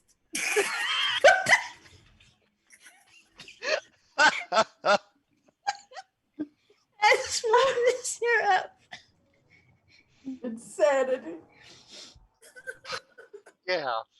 I think not knowing how to follow all that up, and not having many other options, I will draw out my Smith & Wesson and try to take a shot at the flowery part. Nope. That's 85 out of 40. Honey, you're not on. You can't hear you. There's a lot going on. So you do shoot, you don't hit. But I also allow you to do a spot hidden right quickly because you are the one that was tracking the pulses. Okay. Our man. Nope. 99. Okay. First round, we're warming up. You can't hear anything over the sound of this argument in the background between Sai and Cassiopeia. It's quite a significant argument. It went published. You ever heard of you it? know what it published? I Three of my novels. And you Three know of what? them. I have the best looking rash And I'm on the black in planet. the 20s. And I will kill you. The 1920s and I'm I don't think I haven't seen you been looking. You've been looking, and it Maybe hasn't a little bit because you're putting it all out there. You are out. Yeah, no, it's not the gunfire that's distracting. That's distracting. No, it's that. not. Okay, I quick shoot a look back at Marty, and just like nod at him and Cal, because he knows what to do. Yeah. And then I walk forward. As I walk forward, I'm very quickly wrapping my hands, with my hand wraps. I look over at Sai and Cassiopeia, and just summon the dad voice. Say, "You two, stop! We have more important things to deal with right now." I point at the big old flowery thing, and I walk up to it and just like raise my hand, and just punch it. Roll for it. Very good. You mother. I rolled a 98. Sam, you did a really good dad voice, and that's out why of 90. I think you should be proud of the dad voice. I feel like you really summoned it. Did a great job. Punching is supposed to be what I'm good at. It's okay. It's when you go to swing it. Well, actually, have any of you guys been conned by me? No. So yeah. No. When you go to swing, you miss by just inches. Okay, because it's writhing, and you've been in fights before with people that you've got to learn their rhythm and your pattern and so on. But you all notice that when he comes up to swing, it actually seems to be making an effort to get out the way, Oh, as compared to when the bullets were coming. And it was a similar pattern to when Desdemona directly swung at it. okay. Interesting. Interesting. Um, Marty has successfully began disconnecting one of the clockwork horses from the carriage, and it starts to move on its own, and then he grabs it and starts to reconnect it as he was testing a theory over there. And then he has Cal hunkered down behind the wagon, in a protective mode, a knife basically being held between his teeth, in preparation as he's Mhm. working on these horses. I'll Samuel. We I'll love yell at Marty. I'll back over my I try to punch him back over my shoulder. I yell, Cal, we're gonna play hide and seek now. Cal is, let me see. Ooh, that's a 7. Cal is disappeared. Yeah, That's my boy. he's ready to be a con. I told you guys, he's ready. He can hide. Cal has been through this when there's like collection people coming to the door, Oh. wrong person being, angered, or, him having to hide because, daddy has to solve a problem because someone Daddy's way. said something about dad in a pub, and there's a whole thing. So he's got the hiding under back. Samuel, you were up. Yeah, so in my suitcase, I had testing kits for my regular job, just going by different labs, which allow me to have certain chemicals in this suitcase. Yep. I want to quickly make a corrosive solution. Rad. Yes, I'm so excited. With some of the chemicals I have. All right, I will let you roll for that, and on this turn you can be making it, and then the next turn you can put it into action. As he's behind there, you look down and you can swear you see a tiny foot because of where Cal has hidden behind the wagon. That's so cute. 58 out of 70. Okay. So yeah, you can what are you making? Slightly acidic solution. Okay. That's rough on metal. All right. I'm drawing a blank on it right now. Yeah, me, I'm like, it is. what does metal? What's bad for metal? What's bad for metal in my brain? But I'm basically using an acid solution. Not explosions. It takes that fine. It doesn't. It wasn't like a incendiary explosion. It was seeds. So Just allow me to be salty. yeah. I said you didn't like salt. Like I have a bottle of sulfuric acid, and I'm just adding stuff to it to make it a bit stronger. Okay. All right. So you're over there mixing chemicals, and then you see a tiny head does pop out from under the wagon, watching what you're doing, because Cal is super interested in stuff like this, and he just very solemnly states, "Salt is a mineral," and then goes back into hiding.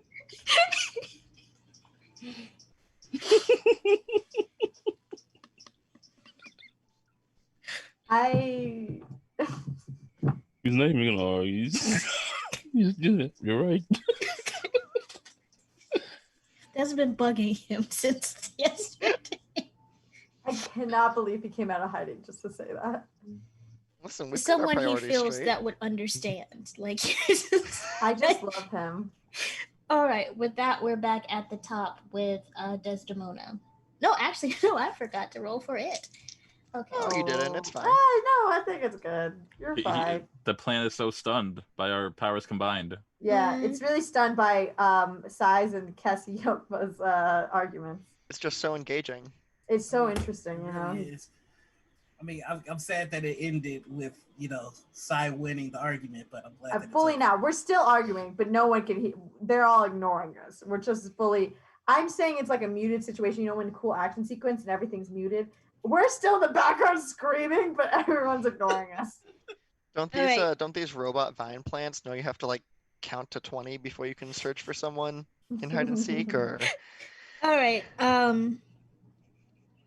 That head swings around, and then all of a sudden it's 7 feet up, and then it snaps down towards Desdemona. I need you to roll a dodge or a parry, which means you can roll your weapon if you would like, or you can roll your dodge.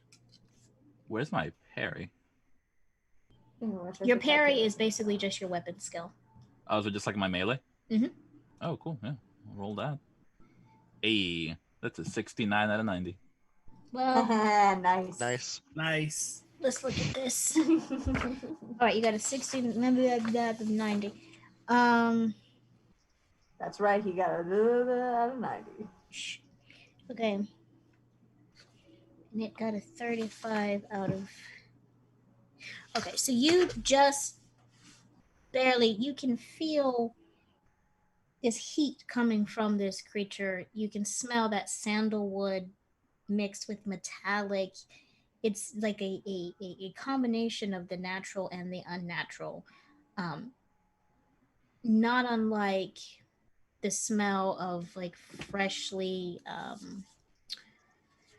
like when they first lay down train tracks on fresh earth.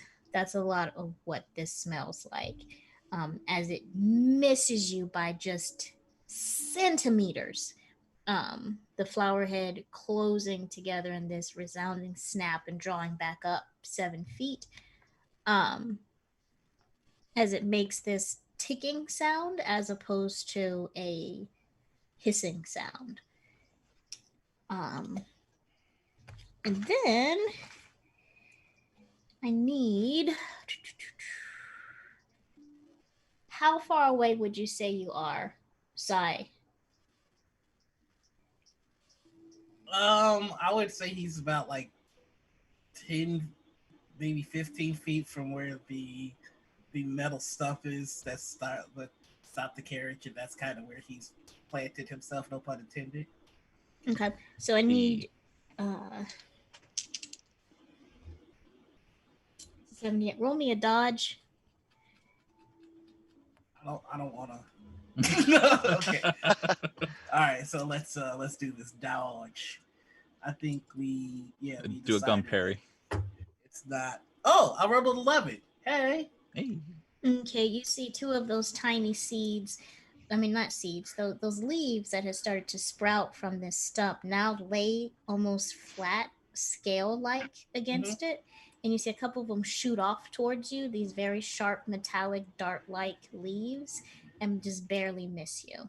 So like he's still arguing when he's like Yeah. inadvertently dodging them, and it's just like, and another thing, quit acting all frilly and putting yourself all out there, and then getting mad if somebody takes a look a little bit. Are you saying I asked for And money? with that, Money, he you're said at ask for pass. it.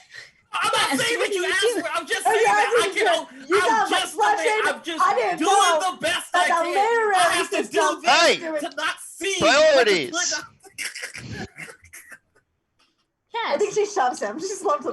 Stop. You stop. you're up next. Me? No, you're not. Actually, The shove is actually what saves him. no. Jesus Christ. Desdemona, you are up next. I keep letting this dance with another chop. Okay. Hey. So yeah, I just need to get a little bit warmed up. 45 out of 90. Yeah, you actually successfully hit. Roll that damage for me. Damage. Hey. 4 total. Alrighty then. You managed to time this next swing just right so that the head has darted down, and before it can pull back up, you've swung your axe, and you actually see near the base of where the flower comes out, there's another dent from your axe that has actually made an impact. Again, it's not taking as much damage as something made out of flesh would, but you definitely hit close to the head with that next strike, and it pulls back up, recoils. All right. Not bad. All right, we are at Sai. And that's the thing. You always take everything that I say and put it. You Oh, just I make me so always, mad. of the past 2 days I've seen you, I always do That's it. how I'm making annoying you excuses. are. You know I was what's just trying annoying? to. You know what? You know Bang. what? like shoot at the head. Yes. You did a kill shot though. 43 out of 50. All right, roll the damage. 6. Yep, you shoot closer to the where it's coming out of the ground than where the head is, because again, your aim is not perfect. You know, when you're having an argument about things that don't really matter. And you said how much damage? 6. Okay, that's enough. And so you see another dent, and it sparks. That bullet sparks off of it, and there's the singe of soot and whatever the gunpowder left behind on it. And it looks like it took some damage as it makes a louder. I was imagining that was you. Oh, you want to murder me? Is that what you're admitting, Mr. Literature, Mr. Published? Absolutely. You know what? I'm gonna write you in my book, and I'm gonna kill you. That's so creepy. Book. Why are you writing about me? That should be illegal. I'm writing about this whole so thing. We're on cast. We're on cast now. Thunder. I think I say, I yell at him like something along the lines of like, I know you've been attracted to me since day one, and this is what I think of that. And I also punch the thing. I'm trying to punch the thing that's moving. You know, my gun's not working, obviously, so I gotta try my best. Pistol whip it. I'm just gonna... Yeah, I'm gonna pistol whip it. Okay, roll your melee. Yeah, okay. Ooh, boop. Not great. I got a 93 out of 50. Rip-doo-doo-da.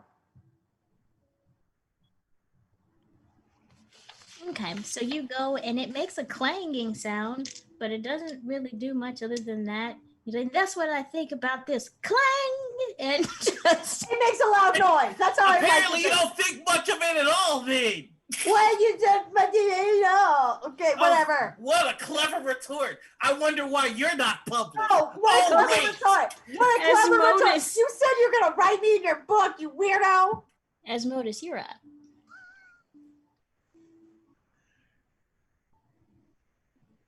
Did you say that the creature or this vine-like thing had a hole in it that we could see, or no? A what? Like a hole or something from the damage being done. Nothing seems to have pierced through yet. It's just dented. Every hit it's taken. Okay. I think Asmodeus is actually, instead of making an attack, is going to go help Marty and try to free up these the wagons, because I think we may want to get out of here really quick. Okay, definitely. Then that will help Marty on his turn. And he's basically relays, okay, so they keep going. If we get them disconnected, they don't see an obstruction, they keep going. If I was a person, if I was setting this up, and he starts to go into this technical tactician mind kind of explanation about how he would have set this up, about the timing and everything else he would have done to make it so that it's impossible for people to continue going on, and to allow them to waste all their resources on the fight so that he can then send something in to, or people in to more quickly dispatch of the group. Like, he gives you this whole rundown of how he would do it and why he's trying to get the horses disconnected. All right. That brings us to Sim. Right. I look back at Marty and Asmodeus, and I say, how's it going? He's like, just fight. Can you fight? I've got this. Yep. The main head or whatever. Can I go over and try and just grab onto it and hold it out to my side and hold it still to make it easier for people to get at? So you basically want to grapple it in a way that would give people advantage on hitting it. Yes. All right. So we're going to do this two ways. Mhm. Well, actually, no. I'm going to do it one way because you have your advantages, and I feel bad having people roll luck. So go ahead and roll your grapple. Okay. That's a 10 out of 85. Oh, god dang. Okay. Um, and now roll your effort. Yep. 49 out of 85. Okay.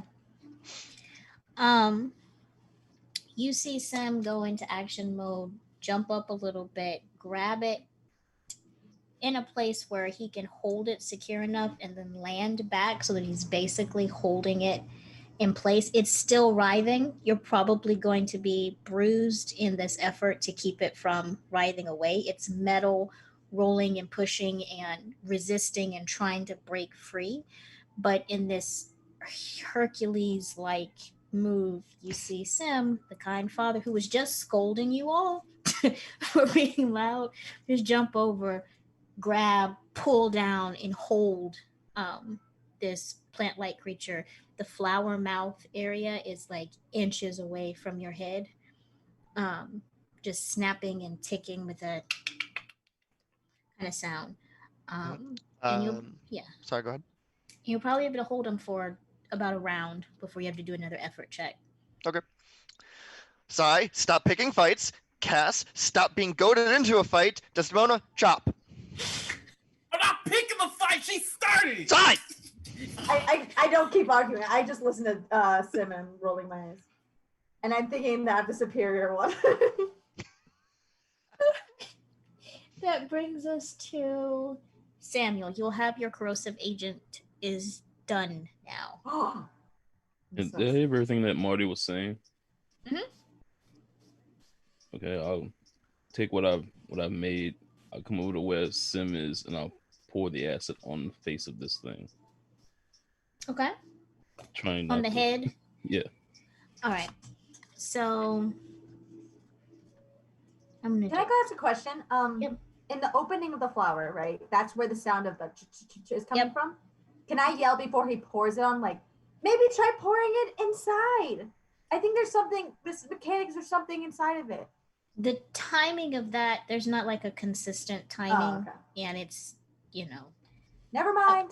Up to Samuel how he wants to do it. He can try to wait for the mouth to open, or he can just try to do as much damage as he possibly can. I think it would cause more damage to get it inside of it. Mm-hmm. I would. All right, so now we get to do some challenging stuff. I need you to roll me. We're going to do 3 rolls here. And I'm making it easier for you because it is being held, so it's not like it can get away. Teamwork makes the dream work. But I am going to need an agility roll from you to be able to get it, to pour it into the mouth without like getting your hand caught or something like that.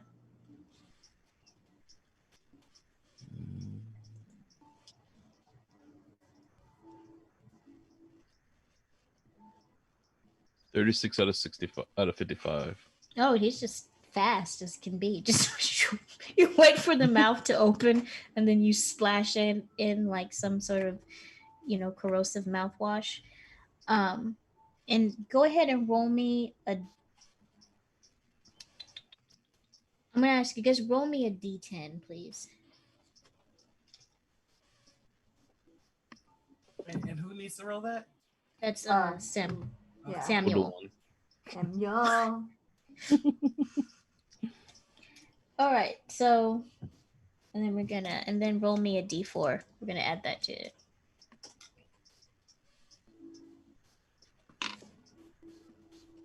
Another one. So the mouth opens and he splashes it in, but it may be that it hasn't hit anything vital yet. You do smell and start to see. Oh, mascara! I forgot I had that on. You start to see, and smell some smoke that's coming from inside as um, the metal starts to melt in, like it's crying inward down where a throat would be. Um, but doesn't do as much damage as it possibly could yet. Maybe because not enough has gotten in there. But you definitely see that the metal has reacted to this solution that you have created. Okay. When I watch this happen, I see Samuel do that very cool thing where he does it really fast, and I yell, "Wow, do you see that? That's what a real man does. He uses his brain to actually help, not just shoot a gun. It's crazy. Good work, Samuel. You're awesome." So glad I'm not goading a fight right now, Sim. Good thing I'm not falling for a fight. I'm just making statements that are true. Leading statements that you know are going to start an argument. Well, he didn't say I couldn't go to fight.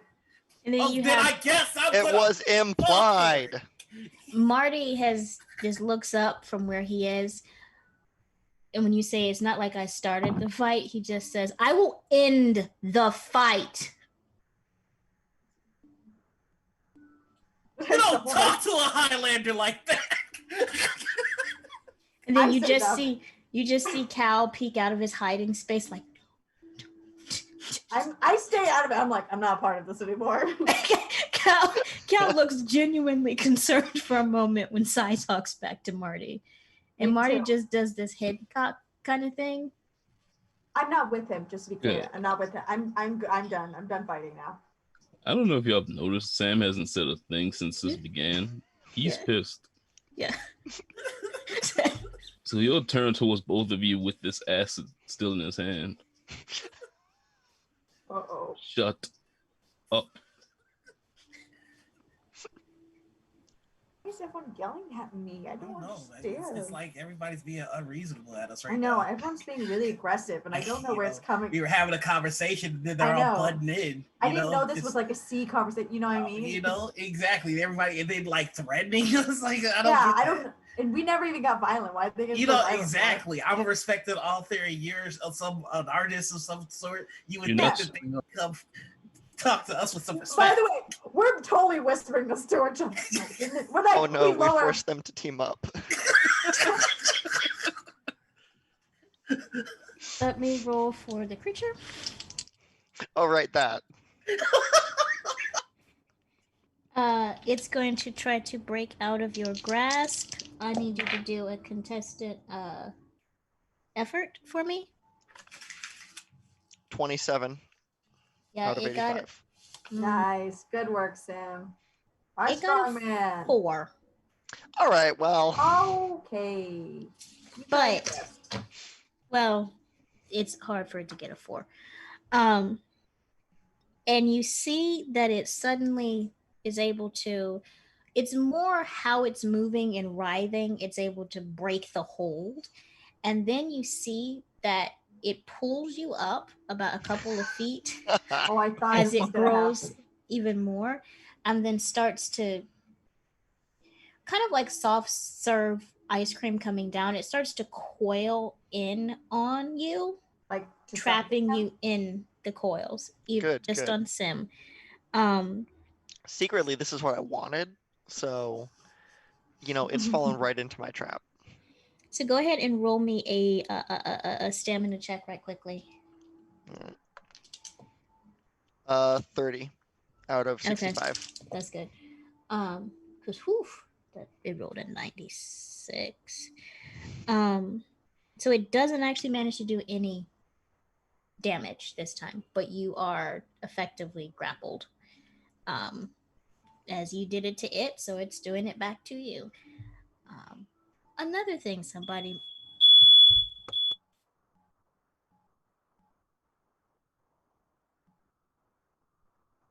went out the emergency exit that says don't go out, so the alarm went off. All right. You turned off the mute so fast, by the way. I was like, "What? That's fast." business meeting training. All right, so with that, we're going to go back up to Desdemona. About how tall is the plant head right now? It's about 9 feet up now. And majority of it is coiled around Sim. All right. So, like, how far above the ground is the head right now, even being coiled? The head itself, which is staying close to where Sim's head is, it's about 9 feet up. Okay. I want to take a page from the ancient book of Space Jam, and I want to like reach up with the axe, hook it on a coil, drag it down, and then at the same time jump and headbutt it. I love this.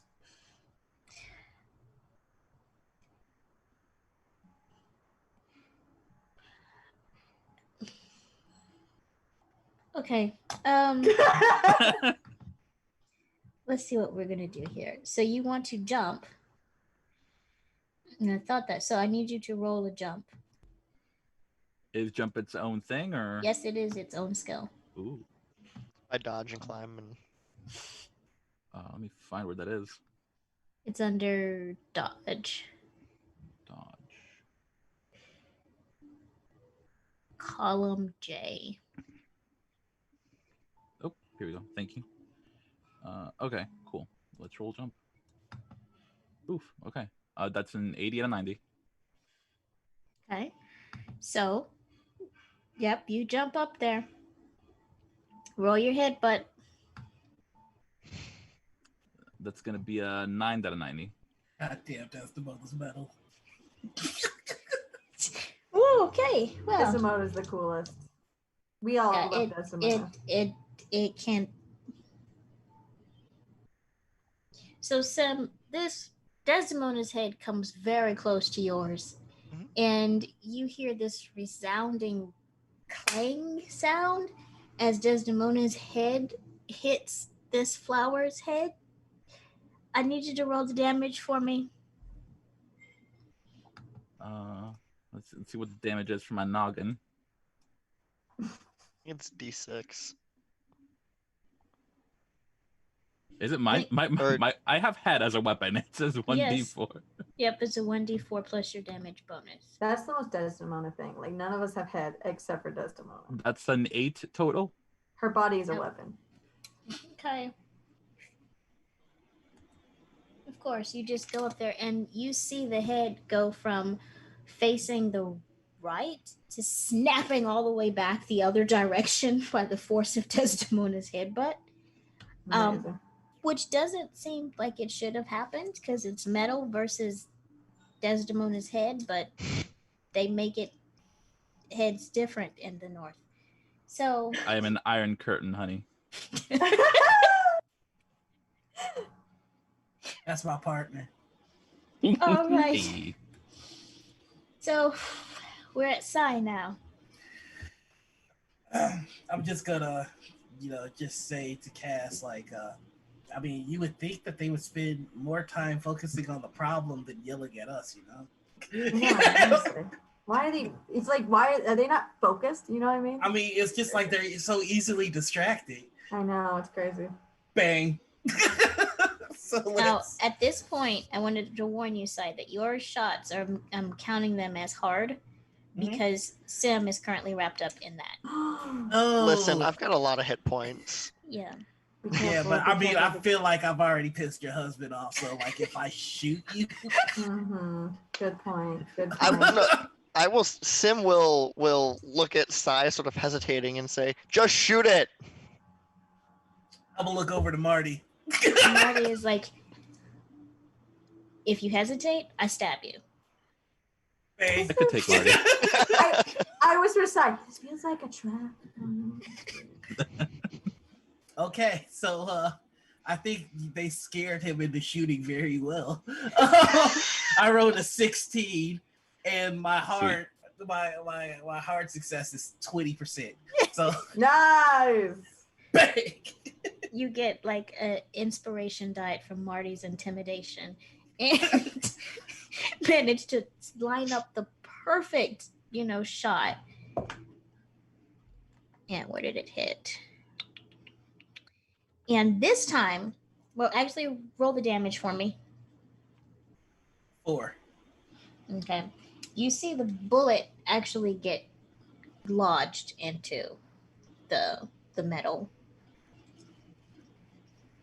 So yeah, that was a successful hit. I mean, I feel like I'm getting kind of sick of everybody threatening me. Is all I'm saying. Like, yeah, maybe, I feel like all of them are saying a lot of rude things. Yeah, I think everybody here needs to chill a bit. Yeah, everyone needs to relax. You guys are all really intense. And yeah, stressed out. Yeah, God. I think you're talking about calming down. You just hear another Xena yell from the Okay, so with that, we are at Cass. Woo! Okay, so I think I'll yell to Sim, like, how in danger do you feel in there from like 1 to 10? I got this. Okay, cool. All right, then I'll just shoot. Mhm. Oh, I don't know if I can do hard. Let's see. I don't want to shoot Sim. Believe in me that believes in you. Okay, I'll shoot then. Yeah, okay. And I'm just doing the normal handgun, right? Okay.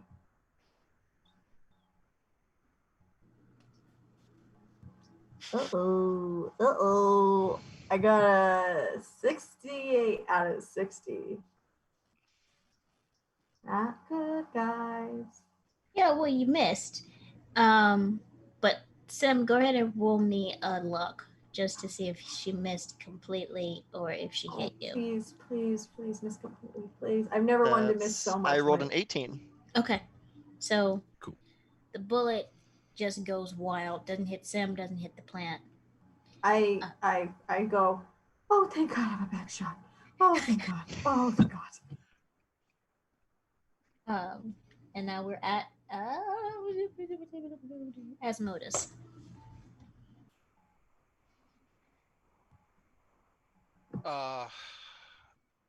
Where are we with the wagon and such? Marty is endeavoring to work out with you the timing because he noticed that as soon as it's disconnected from the carriage, they move. So he's like, I can trying to coordinate with you the timing of releasing them so that everyone has the opportunity to run or get on one because there's only 1, 2, 3, 4. There's only 4 of them.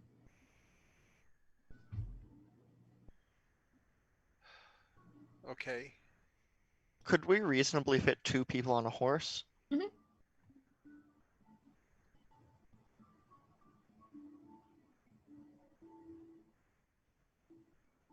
Okay. I think with all the other chaos going on, I'll just continue to work on that. Though I may look at Marty and say, if you need to go help, I'll hold things down here and keep an eye on Cal. Because I'm assuming he's better at fighting than I am. Marty heaves a sigh, points out where the mechanisms are. And then I'm going to do a couple of rolls right here. Get his. I didn't think I was going to need his stats. NPCs. 16. So you see, Marty comes from around the wagon and is not focused on the head because he's also noticed there's a tail coming out from where the other wagon is, and he just looks over your shoulder at where you're caught in the wires, and then looks over at where the tail is, cocks the head to the side, looks over to where Sai is for a moment, and just says, "You shot better, didn't you?" And then turns back to the thing, and you just see him pull his own gun from inside a inside pocket. And fires. Huh? Nothing. And fires a shot, and it hits, and that does 4 points of damage. Just you hear a loud bang, and you see smoke coming out of that crater as he fires, and the whole creature seems to react to that, and you feel the coils around you loosen just a tad. Hmm. Um, and then he cocks the gun ready for another shot. And that's gonna be him. Cal, just make sure Cal is still hidden. Yeah, Cal has crawled out from under the wagon to peek around it and see what's happening. His brain really can't compute all of this chaos, and so he just slowly backs back behind the wagon, bends down into a crouched position, and pulls like a stub of pencil out of his pocket and a piece of paper, and writes down the haunted forest and starts pointing and looking around and scribbling notes. Um, and then you all might not notice this. Yeah, you guys are paying attention to something else, so I'll give you that chance next time. All right, we are at Well, that's foreboding as heck. Sim. Have the coils loosened enough for me to like yank my arms free? You can do an effort roll. Okay. But it won't be at hard because your hubby has helped you. 8. Oh, yep. Just Sim is so like muscular and does this stuff so effortlessly that you see he's coiled in this metal thing. There's a ping. The coil's loosened just enough, and you fought with, side by side with your husband enough that your timings are just impeccable, and you just shrug out of the thing and superhero landing. You are no longer trapped. Cool. So assuming hoping it's been damaged enough for my, fists to actually have an impact, I just sort of grab. Is the head near my reach, or? No, the head is sort of still up above you when you drop because it's been knocked silly. All right, I'll grab at the body and pull it down a little bit and just start pummeling it. Okay, roll your punch. Yeah. 60 out of 90. I mean, I don't know if that hits. Yeah, it does. And you just see some Superman punch the metal vine snake thing. Roll the damage. 4. Okay. You leave a sizable dent in the side of this thing. It's writhing a lot slower now, and it's more flopping. And then you all just witness Sim come out of, nowhere with the right hook. Bam! And it stays dented in. Pull it down. Just, Yeah. It's just, and fists wrapped up, and because of your unique item, it's not doing, you've got some resistance there. Now we're going to go to Samuel. Then we'll walk to where Marty is and say, "Oh, you think we're about ready to go?" Looks over his shoulder. Yeah, it only takes them about 2 or 3 hits before they give up. But is looking down at the tail end that's writhing in the ground there, and then looks at Sam. You still have some of the. Did you mix something? Yeah, I still have some of it left. And just points. I mean, I could keep shooting at it, but time is of the essence. Yeah, just is the tail end close to where I am, or do I have to run over? If you walk over to where Marty is. Yeah, I'll pour it on. All right, go ahead and roll me a and keep in mind this is where the tree had been knocked over from, is where this vine is coming out. Roll me a d10 and then add a +4. I mean a plus d4.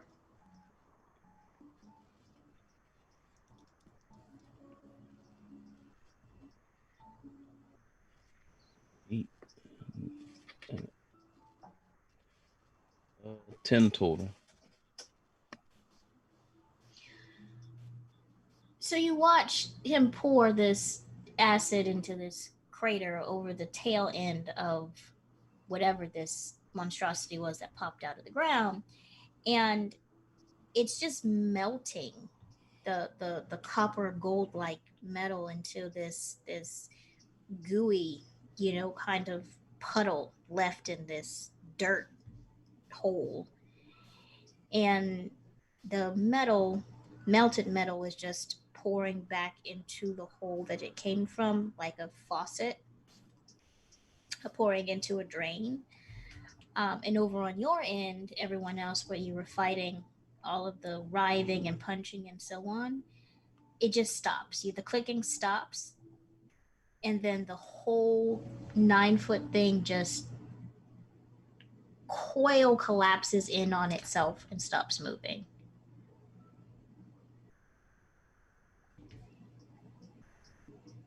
So it collapses in itself. So Yeah. it's not falling on any of us. Uh-uh. We're fine. Okay, great. I go. So do we kill it? I walk over and kneel down by the head and just punch it a couple times, just to be sure. It just Double tap. flops back and forth. It just kind of flops back and forth. It's metal. You hear that metallic clanging sound. And it's a very complex mechanics into this head. And if you look at it close, you see how it looked like one piece, but the closer you get to it, it seems like a whole bunch of tiny pieces that have been worked together to create this. I want to tear the head off.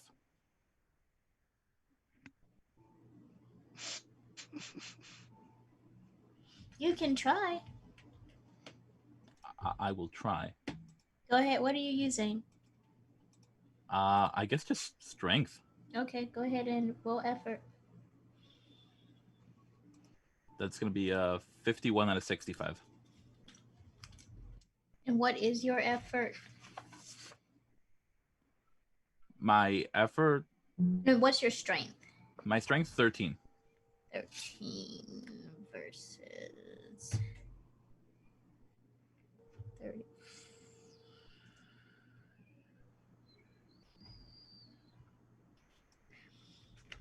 You are pulling very, very hard, but however this head is connected to this body, and it's probably complex and mechanical or welded in, it's not disconnecting like it should. I tap Desdemona on the shoulder and just point at her axe. Without missing a beat, I swing the axe down. Roll damage from the axe.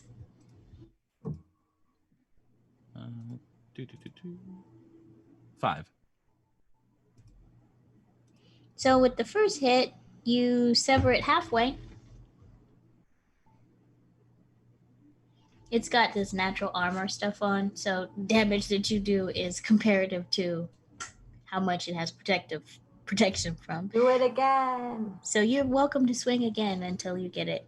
Yeah, I definitely just keep swinging until it stops. All right, so you get the head of this thing, and once you take the head off, it no longer looks like a head. It just looks like this beautiful copper lily in bloom. I'm going to hoist it over my head and just shout for the whole camp, Desdemona is strongest there is! No one was arguing that. You're good. I don't really want that title. Can I see if there's any, when Desdemona was chopping, if any of the metal pieces came off? Like the little chippings or something like that? Not really. Okay. And how it's being chopped and how it's been constructed. And you see the holes where other like metal things look like they popped out. There's no longer things popped out of those holes. Marty's returning back to where Asmodeus was with the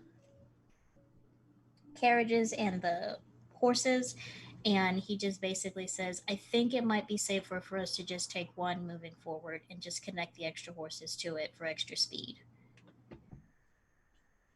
Oh, great. A cramped space. Lovely.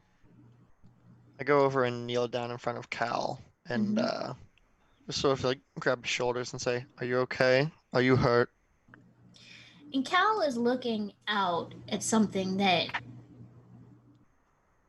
is just staring off towards the sky that can be seen through the foliage. And it's about early afternoon, late afternoon, early evening by now. And there's some stars that can be seen. It's that kind of sky where the stars are just starting to show. Hmm. And he just looks up at the sky for a moment and looks at you, and then looks back up at the sky. What's up, buddy? He just says, "The stars are in the wrong place." Can I look up and see what To he's you, it on just about? looks like normal stars. Like, you're like, they just look like stars, but he just. Can I do a check? Yeah, me too. Mhm. I'm into If you- astrology. You all are going to come back towards the back of the wagon where Cal is as Yeah. they're doing Yeah, this if you check. said that. Everyone, in the cinematic way, everyone's coming around the Yeah. wagon. I mean, I do have points in astronomy. You can roll. Yeah. Oh, Si's just gonna reload his gun and go. And I'm fine too, in case anybody cared. Marty's just going to crook a finger towards you. Okay, I'm coming. Before you head over to Marty, when Desdemona walks past, she'll just clap you on the shoulder. Yeah. Like, kind of leads into it, and then walks over. I think Cass leans over to Marty and goes, "Just for the record, I would have saved him if he needed help. I know he doesn't need help, but like I just wanted you to know I had good intentions." That's perfectly okay. I think what pissed me off more than anything is that if I was actually the person trying to take out this party, I would have capped you and Mr. Zalway over there within the first 5 seconds. So, maybe work on the like coordinated arguing and fighting where you're not like drawing a lot of attention. I mean, it's a plant, so I don't know how much attention it has. Like, it doesn't even have ears. No, I think there's a lot we don't know about the plants right now. Just Yeah. like there was a lot I didn't know about this vacation before I agreed to go on it. There's a lot I didn't know about math until I sat next to Cal. So, I mean, we're all learning stuff. Yeah, there's a lot I don't know about math that Cal knows. This It's, like, it's and never that's- ending. It's so much stuff. He said something about the quadratic equation. What's a quadratic equation? And as everyone is walking towards the back of the wagon, you do have Cal looking up at the stars. If you passed your astronomy test, you also may notice that based on your knowledge of star maps and star systems and so on, when he says the stars are wrong, you don't notice anything odd at first, but you do notice that there's an extra star. It may just be a trick of the light or this or that. That may be what he's talking about, but there seems to be an extra star. Cal, when did you see the stars become wrong? Was it always like that when you looked up? He looks at all of you, all these adults that have now gathered around. He just kind of ducks his head a little bit shyly, looks back up, and then with a straight face just says, "Well, I saw it first in my dreams." And with that, we will end tonight's session. No! Honey, I don't accept that. What's going on? I think we were wrong, and I think this kid is a goblin, and he needs to be salted. No, stop. He's not a goblin because the salt worked. Might be a witch though. All right. Just like her. He's the child of the prophecy. My son has done nothing wrong. He's only been helpful. So with that, we will bring today's session to a close. Everyone survived. Yay! Woo! In typical Really? Clockwork Vines fashion, we're going to go to each person. They're going to give a brief, inner monologue of their character and what their character is thinking at this moment, and then tell us who you are, where we can find you online, and we'll move to the next person. So we're going to start from the bottom and go up this time. We're going to start with Sim. All right. Sim has a lot of thoughts racing through his mind right now. Mostly trying to make sense of what all is happening because he's not very up to date on like new techs, all that sort of stuff. He sort of leaves that to other people to figure out, but even still, he's pretty sure this isn't normal. And uh, he's been studying astronomy lately because Cal loves it. So he's like, I might as well figure out something that we're into together, right? Um, but even he knows that there shouldn't be as many stars as there are. So what's up with that? And then Cal just drops that bomb. So every thought in his mind just turns to, no, that needs more explanation. Son, okay, you, me, and Dad are going to sit down and have a talk right now.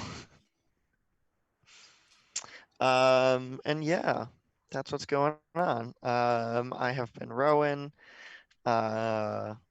You can find me on Twitter at that other nerd5, and can't wait to see you all next week. Alrighty then. Cassiopeia. Hello. So I think Cass is thinking that it's very odd that Sai wants to write her his book. I think she's really weirded out by that. I think that was the weirdest part of the entire conversation. Just like, so he's fine now, but like, why is he writing me his book? How long has he been wanting to put me as a character? It's so creepy.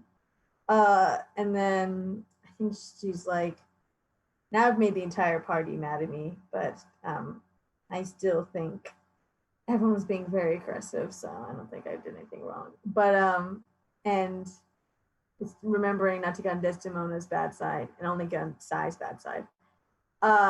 And I think the big thing that I think she takes away is right before, right, the last thought she has is like when he says that and he's looking so shy and Cal's just standing there.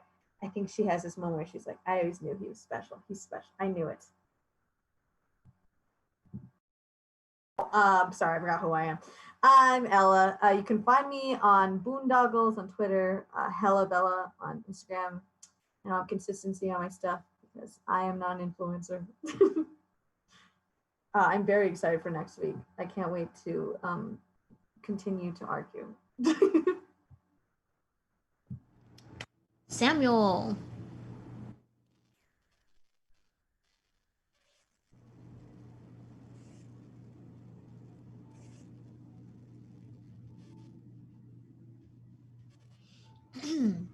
Samuel.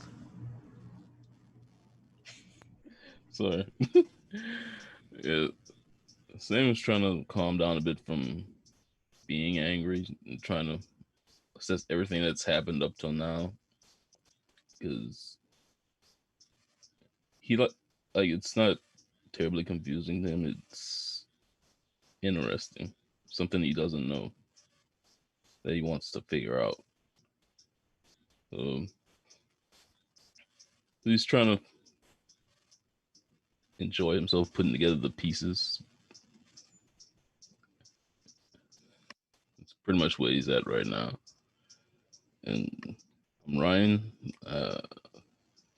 Sinks RL on Twitter. I don't really have much anything I'm doing online. Alrighty then, Desdemona. Desdemona's pretty proud of herself. I think up until now it's been a lot of investigating and skirmishes, but this was a good fight. This was a worthy fight, even though the Subterraneans, came in pack. They showed themselves to be nefarious ne'er-do-wells and did not honor the 1v1. So she doesn't feel like her honor was besmirched by having the party help. And I think she was pretty cool. She was pretty chill up until Cal dropped that bomb, and then she's like, "Oh, we got a psychic. This could totally go either way." I've been Velvet, and you can find me pretty much anywhere on the interwebs at OG Brown Sugar. Alrighty then. Asmodeus. Asmodeus is focused on that extra star and trying to study it as much as he can to see if how bright it is compared to the others. Where in the sky is it? In some sense, he's losing himself into the studying of the star because it's the most comfortable he's felt in this leg of the trip, because he's was clearly out of his element fighting with that creature, um, and it gives him a little bit of peace of mind to just lose himself in that study and not have any distractions from other sources. So my name is Paul. You can find me on Twitter at Paul_Kiter. Usually my Twitter is kind of boring, except for in cases like today when I made a little statement. Um,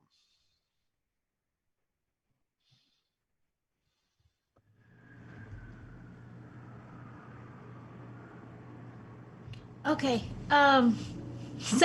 Sai. Hey, okay, so Sai's thinking, you know, I only missed one shot, so I think I did quite a bit of work. Maybe there's something to this Highlander thing, but I don't really know. Do I get magic?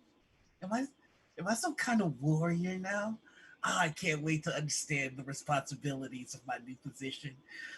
It's gonna be great in my book, and I can't wait to besmirch the characters of everyone that has crossed me on this trip in this book. It's going to be published. Their reputation will be ruined, and I'll be famous. And I knew there was something weird with that child. The salt didn't take. We must figure out how to make sure that that child doesn't cause any more trouble for us. Um, I'm Noir Enigma. You can find me everywhere as Noir Enigma. That's your Twitter, your Instagram, your SoundCloud, because I do the music stuff as well. Yeah, that's me. All right, and I'm Honey, aka Honey and Dice. I have been your keeper for the evening. You can find me on Twitter at Honey and Dice. You can find me on Instagram at Honey and Dice, but there's nothing there. I just didn't want anyone to take the name. Um, Outside of that, I'm just really enjoying running this campaign for two groups of amazing players. As always, it is an honor and it's very humbling to watch everyone's creativity come together for collaborative storytelling. So, if you enjoyed this, make sure you tune in tomorrow on RS Savad's channel um, for Group Two's adventure, which is just as, uh, chaotic fun as this party happens to be. So, um, Who do you love more? I'm just kidding.